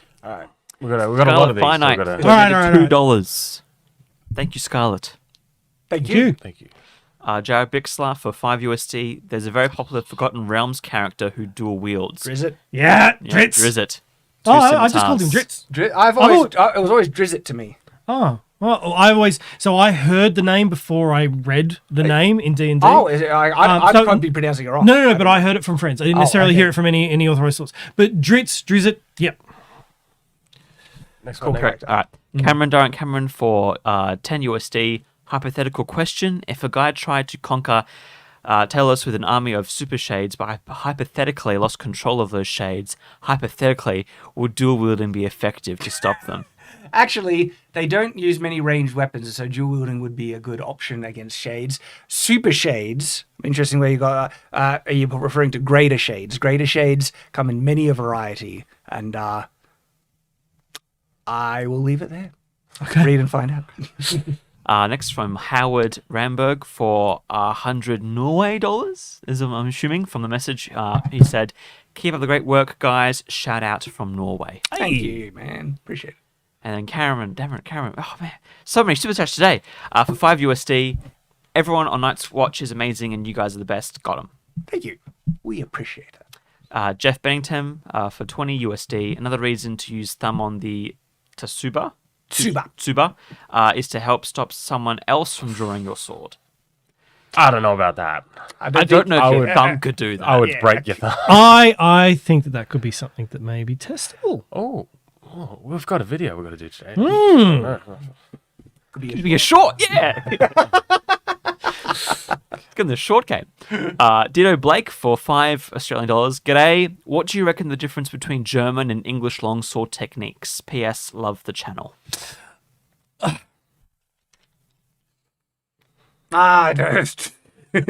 So a lot and not a lot at the same time. Really, it comes down to whoever's manual we're referring to. So like some of the German manuals are very aggressive, and some of the English manuals are very dirty fighting. My experience That's probably just a quick synopsis. My experience is any opinion I share on the interpretation of manuals usually... And also English longsword isn't really the same weapon. Yeah, so people have so many opinions on interpretation. So I was watching a seminar from, I forget the guy's name, but he's well respected in the HEMA community, talking about just trying to define different styles by using common language, like, Meyer is this style, and, then Lichtenauer is this. And then he basically saying, people are going to disagree with me, and then he shares all the disagreements of the interpretations. It's not really like this, it's like that. To the point where, I don't even bother trying to dive into those waters where I like that move from Meyer. I'm going to use it. And then I watch the HEMA guys. I really like that. I'm going to practice and learn that. There's so much interpretation in HEMA. There are practitioners that know this far better than anybody here on this panel. Yeah. Okay. I think that's there's not really, it's not as much of an answer as what I imagine you would like, but it's about because of the debate of the interpretation in the HEMA community, I purposely avoid drawing any definitive conclusions on, a Zornhau should be done this way versus an Oberhau this way. To the point, there's too much debate. I was like, at the point, because of it, I don't care. I'm just going to learn that looks really cool. I'm going to learn it because it's really cool and it comes from You're right. generally this source, Maya, German tradition or whatever. Even simple things like, what is long point? A Yes, simple yes, question yes. and a really simple question. What is long point can't be answered in agreement by two masters or two practitioners. They'll both slightly change up what they're doing. So, yeah, the exact question, I believe, what's the difference between Germans? A lot and not much at the same time. But at the same time, German longsword is a very specific thing. Whereas English longsword, I'm failing. I was going to say, I know a lot of English backswords. That's not longsword. English hand. I don't know too many English longsword sources. There are. I feel like there's one just hovering at the back of my mind, and I can't think of it. I'm so sorry. Oh, hang on. Talhofer? Is he? No, he's not. He's German. Talhofer. Talhofer is German, and there was. We've hit a pause. Yeah. Look at the kind of debate, even just that question alone as send us down. So it's a little too complex to try and define so quickly. But thank you for the super chat. We appreciate it. All right, the next ones are from Cameron Durant Cameron, who gave us about $8 or $9 collectively, but in 3 separate messages. So the first question was, are Titan swords used by Titans or Titan killers? Titan killers. Neither. Titan killers. Titan killers? I'm sure a Titan will be able to pick one up and pick it too. Yeah, possibly. Titans are bigger than giants. Yeah. I know. Well, Titans they exist in the world setting of the book I'm currently writing. Oh, you're specific Titans. Okay, yeah. I thought we were talking mythological. But a Titan that uses a sword, its sword would be, by definition, be a Titan's sword. Yeah, not a Titan sword. Titan sword. Okay. So is this a human sword? Technically, yes, it is. Technically, it is. But thank you for the super chat. Mostly neither. Okay, the next one from him was, true katana blades slay demons and break animation budgets. True nunchucks have the wood folded 1,024 times and are quenched in shepherd's pie. He's not wrong. Yeah, I cannot find a fault with that statement. And then finally here, said, we all know the most advanced weapon is the pummel. This is true. Tactical nuclear pummel. A tactical nuclear pummel that takes a little while. It's it's about as safe as a tactical nuke because it takes so long. It's a safety mechanism. Yeah. It's a feature, not a bug. Next one's from Robert Yingling for $5 said, hey Shad, only thing about your book title is if you write Roguestar it would conflict. Love to get a season 2 another round with the sword community. Do you guys even know what Roguestar is? Was that the roleplay? Yes, that's the roleplay I did on Tabletop Time. Oh, there you go. No, I don't. So I'm actually kind of cannibalizing Roguestar world building elements into All-Star. And so the races that are in Roguestar are going to be in All-Star. And even the ship, the Roguestar, probably going to be making an appearance in All-Star. Okay. I've redesigned it as well. One of the things I was working on the weekend was the redesign of the Roguestar. And it looks pretty cool. Right, Big Ryan for $5 I said, hey guys, I'm a bladesmith working on making my own katana. I was wondering if you guys know of any good resources for historical handle construction. For a katana? Not really. Not for the construction of one. I'm sure there's videos out there, but katanas, no. That's not my speciality. But good luck with it, man. If you're just meaning like ray skin and like cord. Ray skin is good for grip. Yeah, but I mean, like if he's trying to make a historic one, I'm sure there's plenty where you can just buy the resources. If that's what you mean, I'm not sure. This is the wonder of the internet. There will be resources. If you'll find some good stuff. If you look, you will find. Yeah. Yes. Breezy's Comics and Collectibles, I'm assuming, for $2 said, love you guys. GOT led me to you, Shad. I'd say that's Game of Thrones. Awesome. Okay. Noah for $10 said, love your book and all your stuff, Shad. What did you think of my fundraising email, the title and Shadlands, your email and mine on Gmail? I would need to check with my wife. She's the one that handles most of the emails. And so I'm not sure. I don't think I've seen it. It doesn't recall memory. But thank you for the suggestions and appreciate the support. Cameron Durant Cameron for $1.99. What about 1.5 sorting? With a table, maybe? I'm gonna call it that now. So it's not reverse grip. It's not half sorting. It's 1.5 sorting. Hand and only like 2 fingers. Yeah, basically on the the name has slipped. I used it as a cheese once in a crossword puzzle and nobody picked it up. Did you want to refresh, Nathan? Because Yeah, we technically, already- like a hand and a half sword, No. Call it hand and a half sorting. hand and a half sorting, but a hand and a half sword, is that truly accurate to what the sword is? Because it's a sword that actually has room for 2 hands. Pedantry. All right, next one's from Regan Janae Richard for 20 USD. I love everything you guys do. Kind of don't know what to say, but just wanted to donate something because I want to see you build castles one day. Thank you all for the videos you've made so far. Thank you, Regan. That means a lot. And one day we work towards that. I just realized we have a good video coming out at the end of this week for the weekend video. A big video. A big video. Epic video. I Yeah. forget time these days. It's just all blurs together. We have a great video coming can't out wait for it. on the weekend. So Hang tight for that one. yeah. If you like, If you're a supporter, you would have gotten a sneak peek Yeah. of what that video is. And if you want to see the sneak peek, you can support us. Join memberships. Patreon, subscribe to our Utreon are also available. I think I know which one you're talking about, but I need to I can't ask because we're live. Yeah. Oh. You know which one. I think I know which one. I'm pretty sure I know which one. Anyway, Robert Yilling for 5 USD said, so the Conan movie with Jason Momoa actually is reverse script for most of the movie. Love to see an autopsy. I have not- I haven't watched that in so long. I haven't seen it. cannot I heard it remember. was bad. I never saw the Conan movie. I saw the original Conan's Yeah. with Arnold Schwarzenegger, but I yeah. Calm! Shit. What is good in life? But I never saw the Jason Momoa ones. I did. I just can't remember if he reversed. Well, the they're whole obviously that movie. good. No, I like Jason Momoa, but I feel like that movie's very. I feel like even the original Conan's had some B grade sword fighting. Like I remember the sword was this long, but he went. The sword like- is actually it's too short and overbuilt and too heavy. Like, Yeah. I could redesign Conan's sword and make it a bit better. Make it Conan. Yeah. Though, interesting enough, the sword he gets in the crypt, I don't like as much as the sword his father makes. The sword his father makes is cast. Is it? Well, I don't. But Like the at the design- start of the I'm talking movie, about he's design. casting a sword, and I'm like, Yeah. even I like love doing that. I love.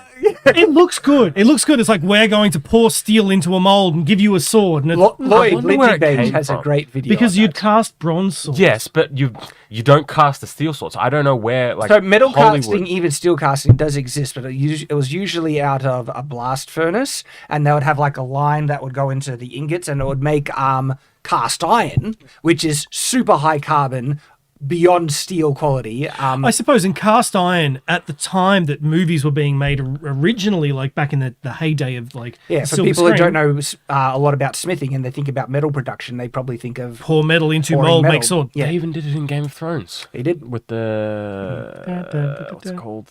The steel. The Valyrian steel. Valyrian steel. Yeah. Yeah, but that's Valyrian steel. That's super magic. But Lindsay Beige, great video on the silliness of casting steel swords. Good video. Next one's from Amanda D for 10 USD. Said, keep the dream alive. Doing our best, and with your help, you guys are enabling that, so we appreciate it very much. Brendan for 9.99 USD. Hail Shad. Hail! Back to you, sir. And then, oh boy, this is okay. You guys can have with this one. Ecthelion. Ecthelion Alpha for 5500 CLP. I don't know what that one is. Hi, Shad. Do you have any intention in continuing the Fantasy Castle analysis? I would like to see analysis on Elden Ring castles. Also, any plans in bringing your book to Spanish or other languages? So, foreign translation is really tricky. At the moment, there's no plans. So, the Fantasy Castle reviews, I had to stop doing those because they just weren't getting enough views. There was less interest in them. Maybe I can revisit them, and people will probably get a kick out of it. And if they still do well, I get it. I always hear a lot of comments about you. Like you've made making castles popular again, basically. But it's interesting because it depends on sort of how well received they are as well. So There's a castle series that I want to make, and I've been wanting to make for a long time, but it requires more resources because to do it, I want to do it right. And I'm talking about 3D modeling and everything. And I will do it eventually when we have the resources to do it, and it'll be an awesome long-running series, all about castles. It's just like castle nerd heaven. But again, it requires resources to do that one. So probably still be a couple of years away, but we'll do it. We'll do it. Cameron for 199 USD. What about the cheese grater sword? Sounds a bit cheesy. I mean, cheese graters are not fun. Like, No, it's like if you missed and you could just grind it past, that would really, really hurt. That'll be a bit thin and flimsy then to get it grinding. Yeah. A good That'd be a question. breeze. Asking the right questions then, Cameron. sorry. See boys for $199 USD. Hope you are well, Shad. I'm surviving. Health is what it is, unfortunately. Just got to live with it. Hey do potato for 5 Australian.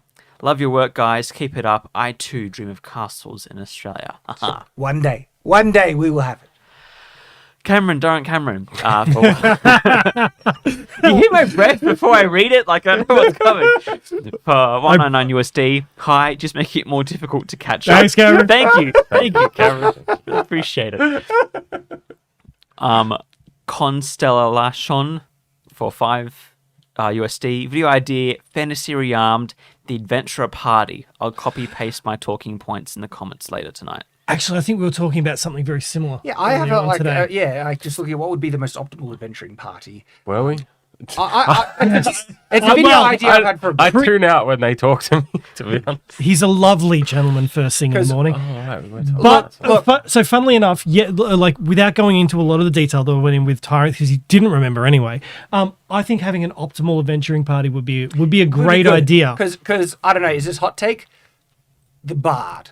Okay, I'm not talking about the D&D interpretation of the Bard, which is so versatile, has weapon training and magic and all that stuff. I'm just think about And births what half dragons. a Bard is, and as an adventuring class, it just does not fit well. Like It would fit well in a cityscape. perhaps But to raise people's morale and things like that, but it's like having the character class farmer. You know, it's like picking random occupation in medieval setting and then forcing it into an adventuring scenario. Like you could, as to would it be a common effective adventuring type? I don't think so. I am from the fellows. I'm a fellower. Like, oh no, we're getting attacked by goblins. What should I do? I shall sing. I'll be like, you're useless. What are you doing? I don't like. But it's magical. But you are getting, uplifted, and your bravery is being by my troubadour tap. No, shut up. You're useless. Go away. So the real world's not like High School Musical? You can't just break all... Let's dance. It's like, I shall combat the goblins by dance fighting.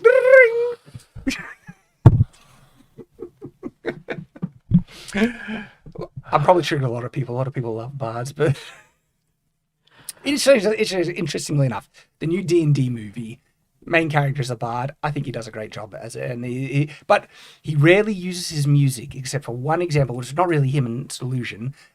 In the movie, And it wasn't even it's good. mostly just a tactician planner, which has utility. It doesn't go hand in hand with the bard archetype. You know? Okay. He was. I was being a little more practical in regards of like always making sure, no matter the adventuring party, that there is this weapon or this Yes, supply. that's exactly. That sort of a thing. Would seem... And in that analysis, I don't think the bard would be high on the list. Again, we need not a looking- minstrel. So I'm not saying a bard wouldn't be pleasant to have, when you're resting and you want some entertainment and someone, plays a nice melody to help you relax. But in the thick of it, it's like not everyone has a magical lute that you can clobber people over the head with, which admittedly they do in the D&D movie. I'm just saying, you can learn how to use a sword and sing. You can. You don't have to do one or the other. But then you're functioning as a warrior, not a bard. Like if you wanted to say a bard is a bard, to use their skills as a bard, they're not very skillful in combat unless you actually make them splice them as well as being a swordsman and a magic user. And so the D&D bard that's actually useful in venturing, they have magical music that are less feel, but it's not, and then they're just a swordsman magic user at that point. That's not the way people use bards. Next up And one, you know Nathan. what we're talking about. People use bards in very different ways. Cyborgs 100 for £5 said, I just checked in the UK royal coat of arms are individually, but royal family houses don't change. Might be a more common thing I know. UK royal coat. There is indeed a royal coat of arms. You've got one for Scotland. You've got one for England. That's not the same type of family crest because it's a royal coat of arms. We're talking about medieval coats of arms. So you are absolutely right. But because blazons and heraldry and everything gets so confusing, it's actually slightly different, unless I'm wrong. To my understanding, that's a more modern thing. In the medieval period, even in the royal lines, it was individualized, even if they had similarities between them. Like you might have a common thing of 3 lions being used for English kings. But someone might do that but with, for example, a lozenge in front. Exactly. There'll be small variations princess. between the two. Like might be a lion rampart or rampant, I think is the terminology, or one that's on all fours with the claws up, or one on its back legs and stuff. And then you see the 3 lions which are flat, which is a more common English kind of usage. But understanding is I'm not sure. I'm various. sure Nathan will delete this if I'm not allowed to say the word, but I'm pretty sure I am. Did you know that the lions on the English? Yeah, this will get.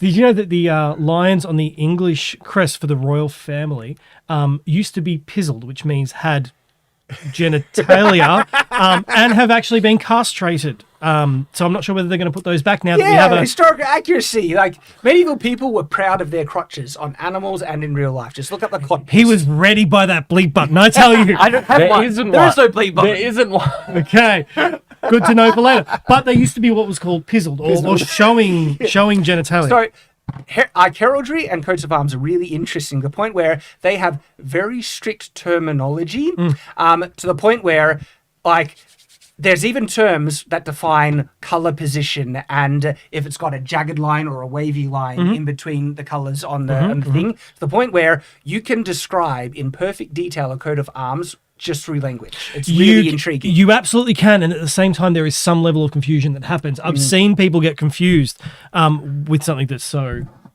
Sorry, there's one here. Sorry, Nathan, I'm going to jump around a bit. There's one here from Juan Wong for Australian $5. I propose this video. Shad test sparring combat with and without a bard dropping sick bass lines to see if the bard can affect your combat.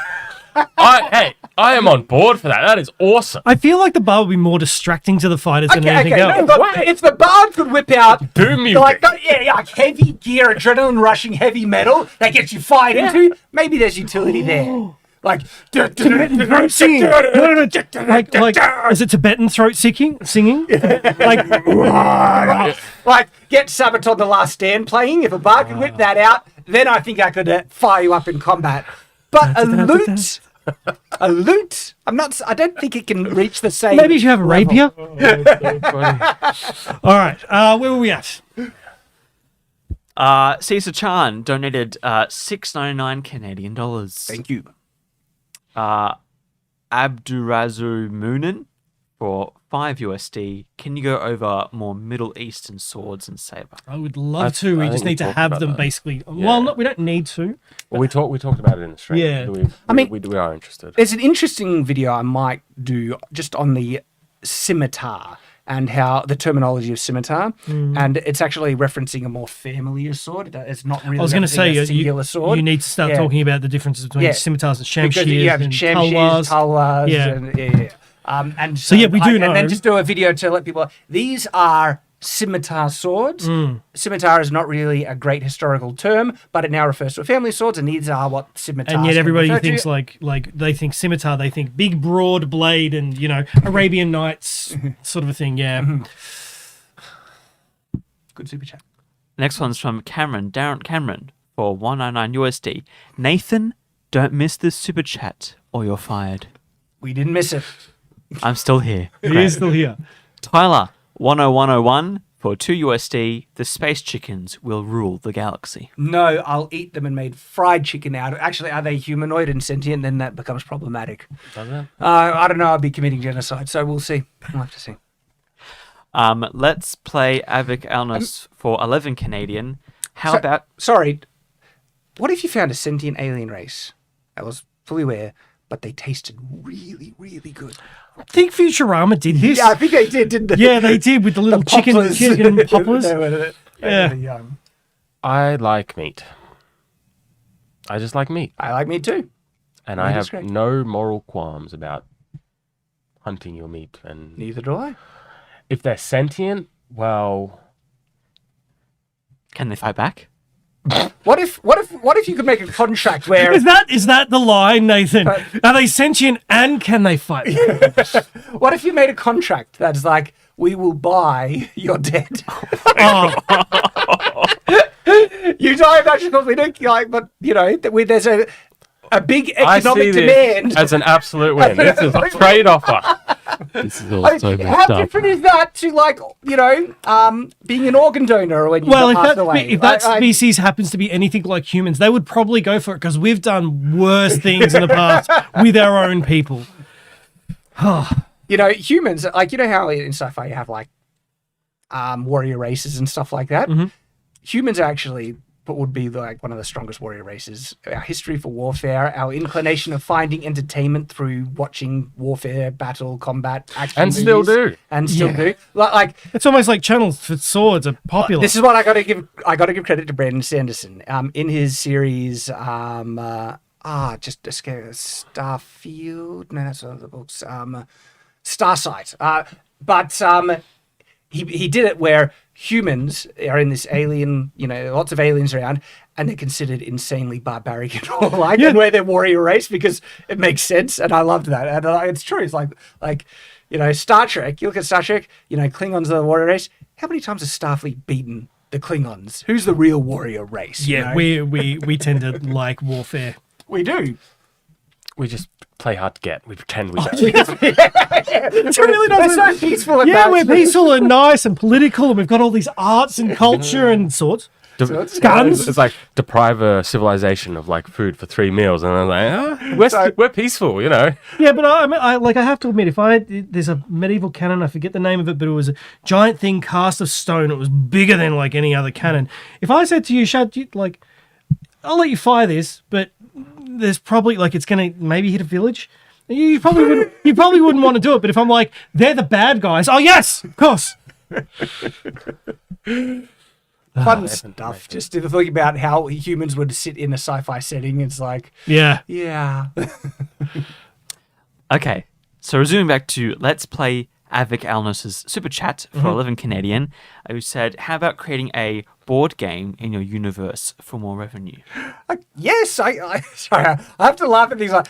I'll just pull it out I on know. my spare There's time. a lot of people with a lot of those sorts of ideas. Like, let's do this. It's like, It would be great, but there is a lot of investment, a yeah. lot of difficulty. I know someone who has been building a card game and has been doing so for years and years and years through play testing. So it is a great idea, but it is a dedicated. Monetization is also interesting. And to let everyone, by the way, I actually have developed an RPG system with my brother called Cogent Roleplay, which is available for free. It's there. Monetization is always a tricky thing, and marketing and stuff. We do have a marketing platform, but we made Cogent because we wanted it as a free resource, you know. And I love open source stuff. Freedom of information is one of my passions. I love that. That's why, you know, I don't like putting informational videos behind paywalls, even though we might be looking at doing bonus content for, you know, supporters and stuff. Yes. But I love freedom of information, and so anyway, that's why we did that with the thing. And so if I was to put in time and effort into developing something, it wouldn't be a board game because there's a smaller market for them versus, say, graphic novels and different types of media. And so all my attention and effort at the moment is video production, of course, and then on the side, I'm trying to do these graphic novels as well. And then I'm done. I got nothing left. Nothing left in the tank. And so, I don't have time to do a board game. we do. Sorry, I am going to declassify something on this stream. We have been working on merch. We've only got one design ready to go at the moment, which is an important one. Shad isn't that enthused about merch. I am, but Everybody else is, though.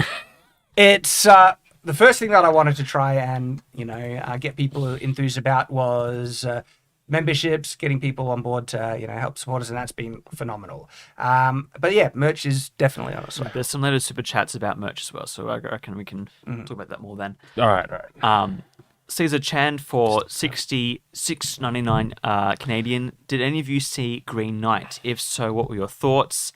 And would you like to see any lesser-known Arthurian legends in movies? I haven't seen it. It's been on the list, like, but The Northman. Still need to see that as well. There's a number of like movies. I watch so few movies these days. I just don't have the time. I want to get to it. You guys, have you seen it? No, I haven't seen The Green Knight. I saw the previews when it came out on the internet year 2, 3 ago, whatever it was. That's as much as I've seen. Sorry. Yeah. Look, another sad thing is that a lot of medieval, like period movies or even just medieval fantasies, they haven't been great. They're very hit and miss, and so as a result, I've not been on board. Or I need to see every single one because they're all so great. Oftentimes, like The Outlaw King I quite liked, but The King I felt was a big fail. And there's a lot of hit and miss. Like I haven't seen The Last Duel yet, but those half helmets turned me off massively. So. It is what it is. Disco donated $1.25. Thank you.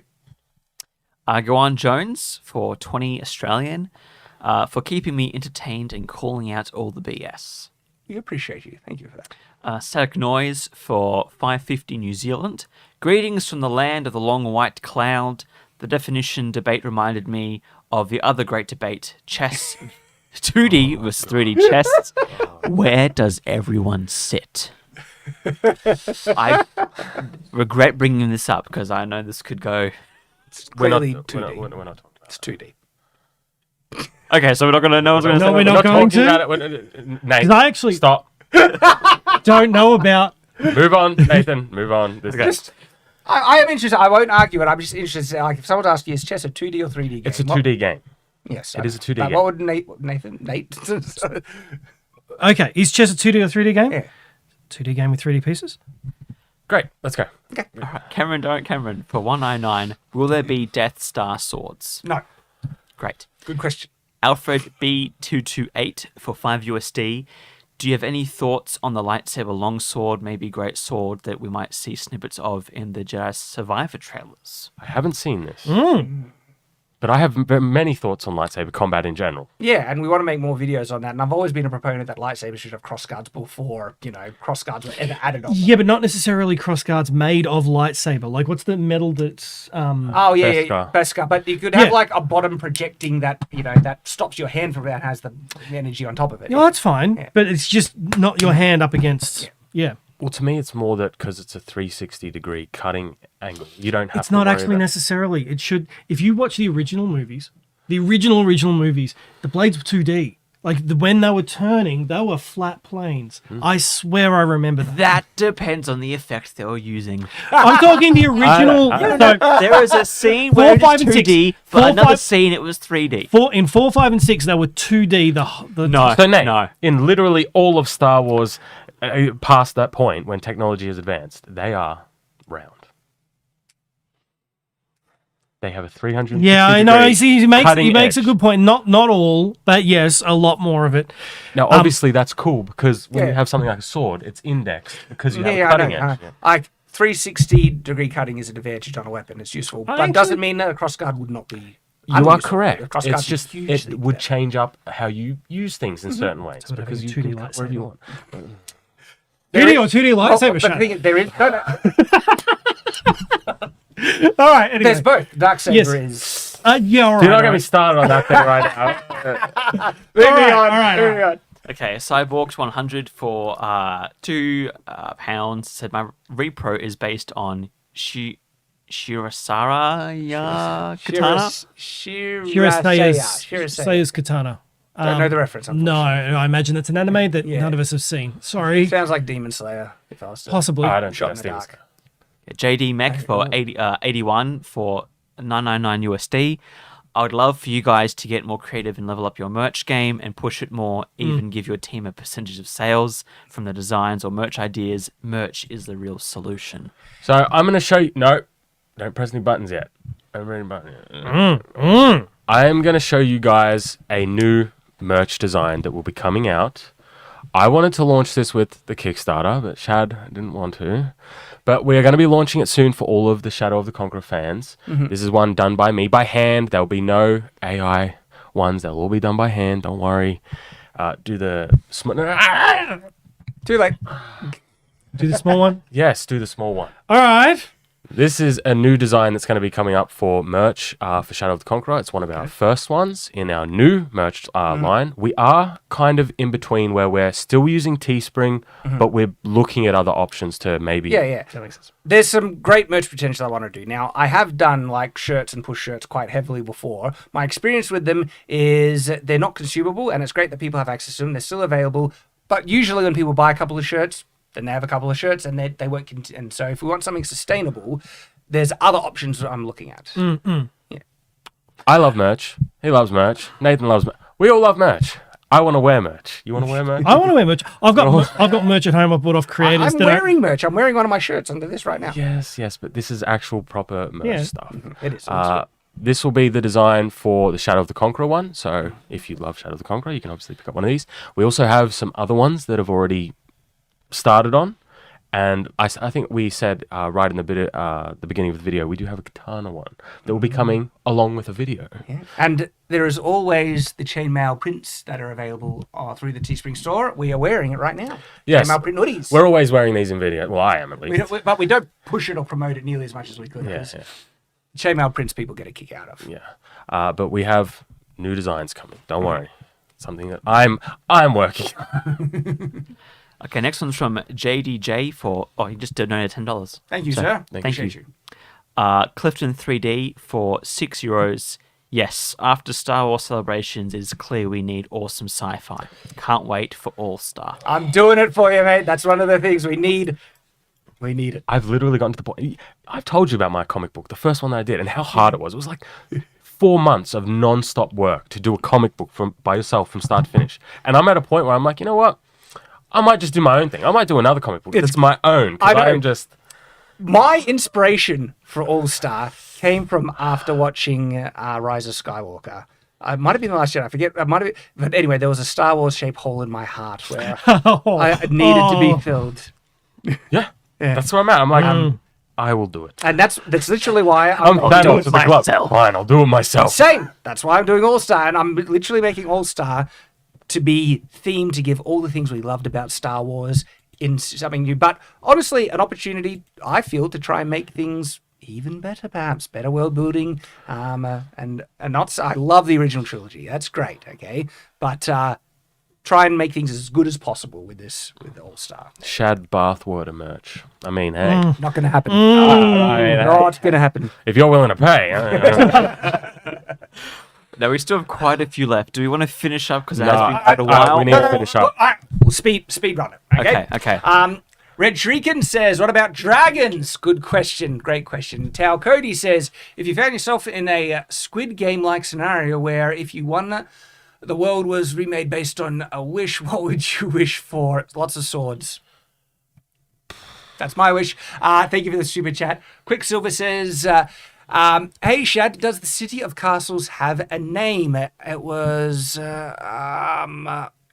Bologna, spelt similar to bolognese, and so it's not like a G or Bologna. So Bologna, the city of castles, absolutely amazing. Luke C7787 says, hey lads, keep up the good work. Glad I finally caught a live stream. It's currently 4:50 a.m. in the UK. Dude, thank you for joining us. Cameron says, oh no, they're catching up. Here's more. But now we're speed running it, mate. Jun Wong says, we definitely need castles in Australia. Got to keep those pesky Kiwis and their weird fruit out. I love Kiwis. Well said. Not Alfarius for $10 says, a bard makes more sense as a cover for a spy. So I was literally actually going to mention that, but we moved on. And so D&D does that, where he acts as an espionage spy. That does make sense in that setting. Robert Yingling says, love Rogue Star too much to not still want the OG. I appreciate you. Available on Tabletop Time. You can check out that whole campaign. We've already done this next one. Okay, Robert Yingling says, so fights in Autopsy for Jason Momoa Conan, ? Maybe. They need to be popular, and so that's why the John Wick one is done well. Because it's current. Yeah. Wally Yamuna says, here, money, we appreciate you.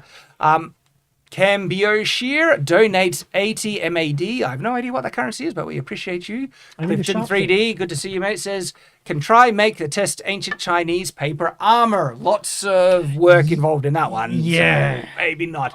I Post Swords, good to see you, mate. Says, a video on scimitar terminology. This feels like deja vu. I Post Swords has a video on it. I don't really think it's like a bigoted or racist term, scimitar. I can see people have that perspective, but I Post Swords has a great video on it if you want to check out his sword on scimitar. Pork Chop Express for 1999 says, when I think of a scimitar, I think of Moisten Bince lobbing them. I don't know what that's for. Appreciate the super chat though. Rugar, $5 says, Shad, do you incorporate medieval life into your daily life? If so, how? Just answer yes. Swords. Yeah. Robert Yingling for $2 says, another round of roleplay with the Swords community. That was heaps of fun, but man, it took a lot of effort. I had to get up early. And the creativity I feel I can't avoid putting into doing roleplay. Just drains me of my time and thing to write. There may be some other solutions. That we can Yeah, come there up might with be in the some future. other solutions we can work on. What time did you get up this morning, Nate? Just curious. Me, 4:30. Yeah, okay. So let's continue on. Raven Heart FF $5 says, there's a scene in Star Trek Deep Space Nine where Quark describes the duality of human nature. Deep Space Nine, great stuff. And are we up to date? Yes, there's one more I think we'll pass on it. But of course, they've had more since.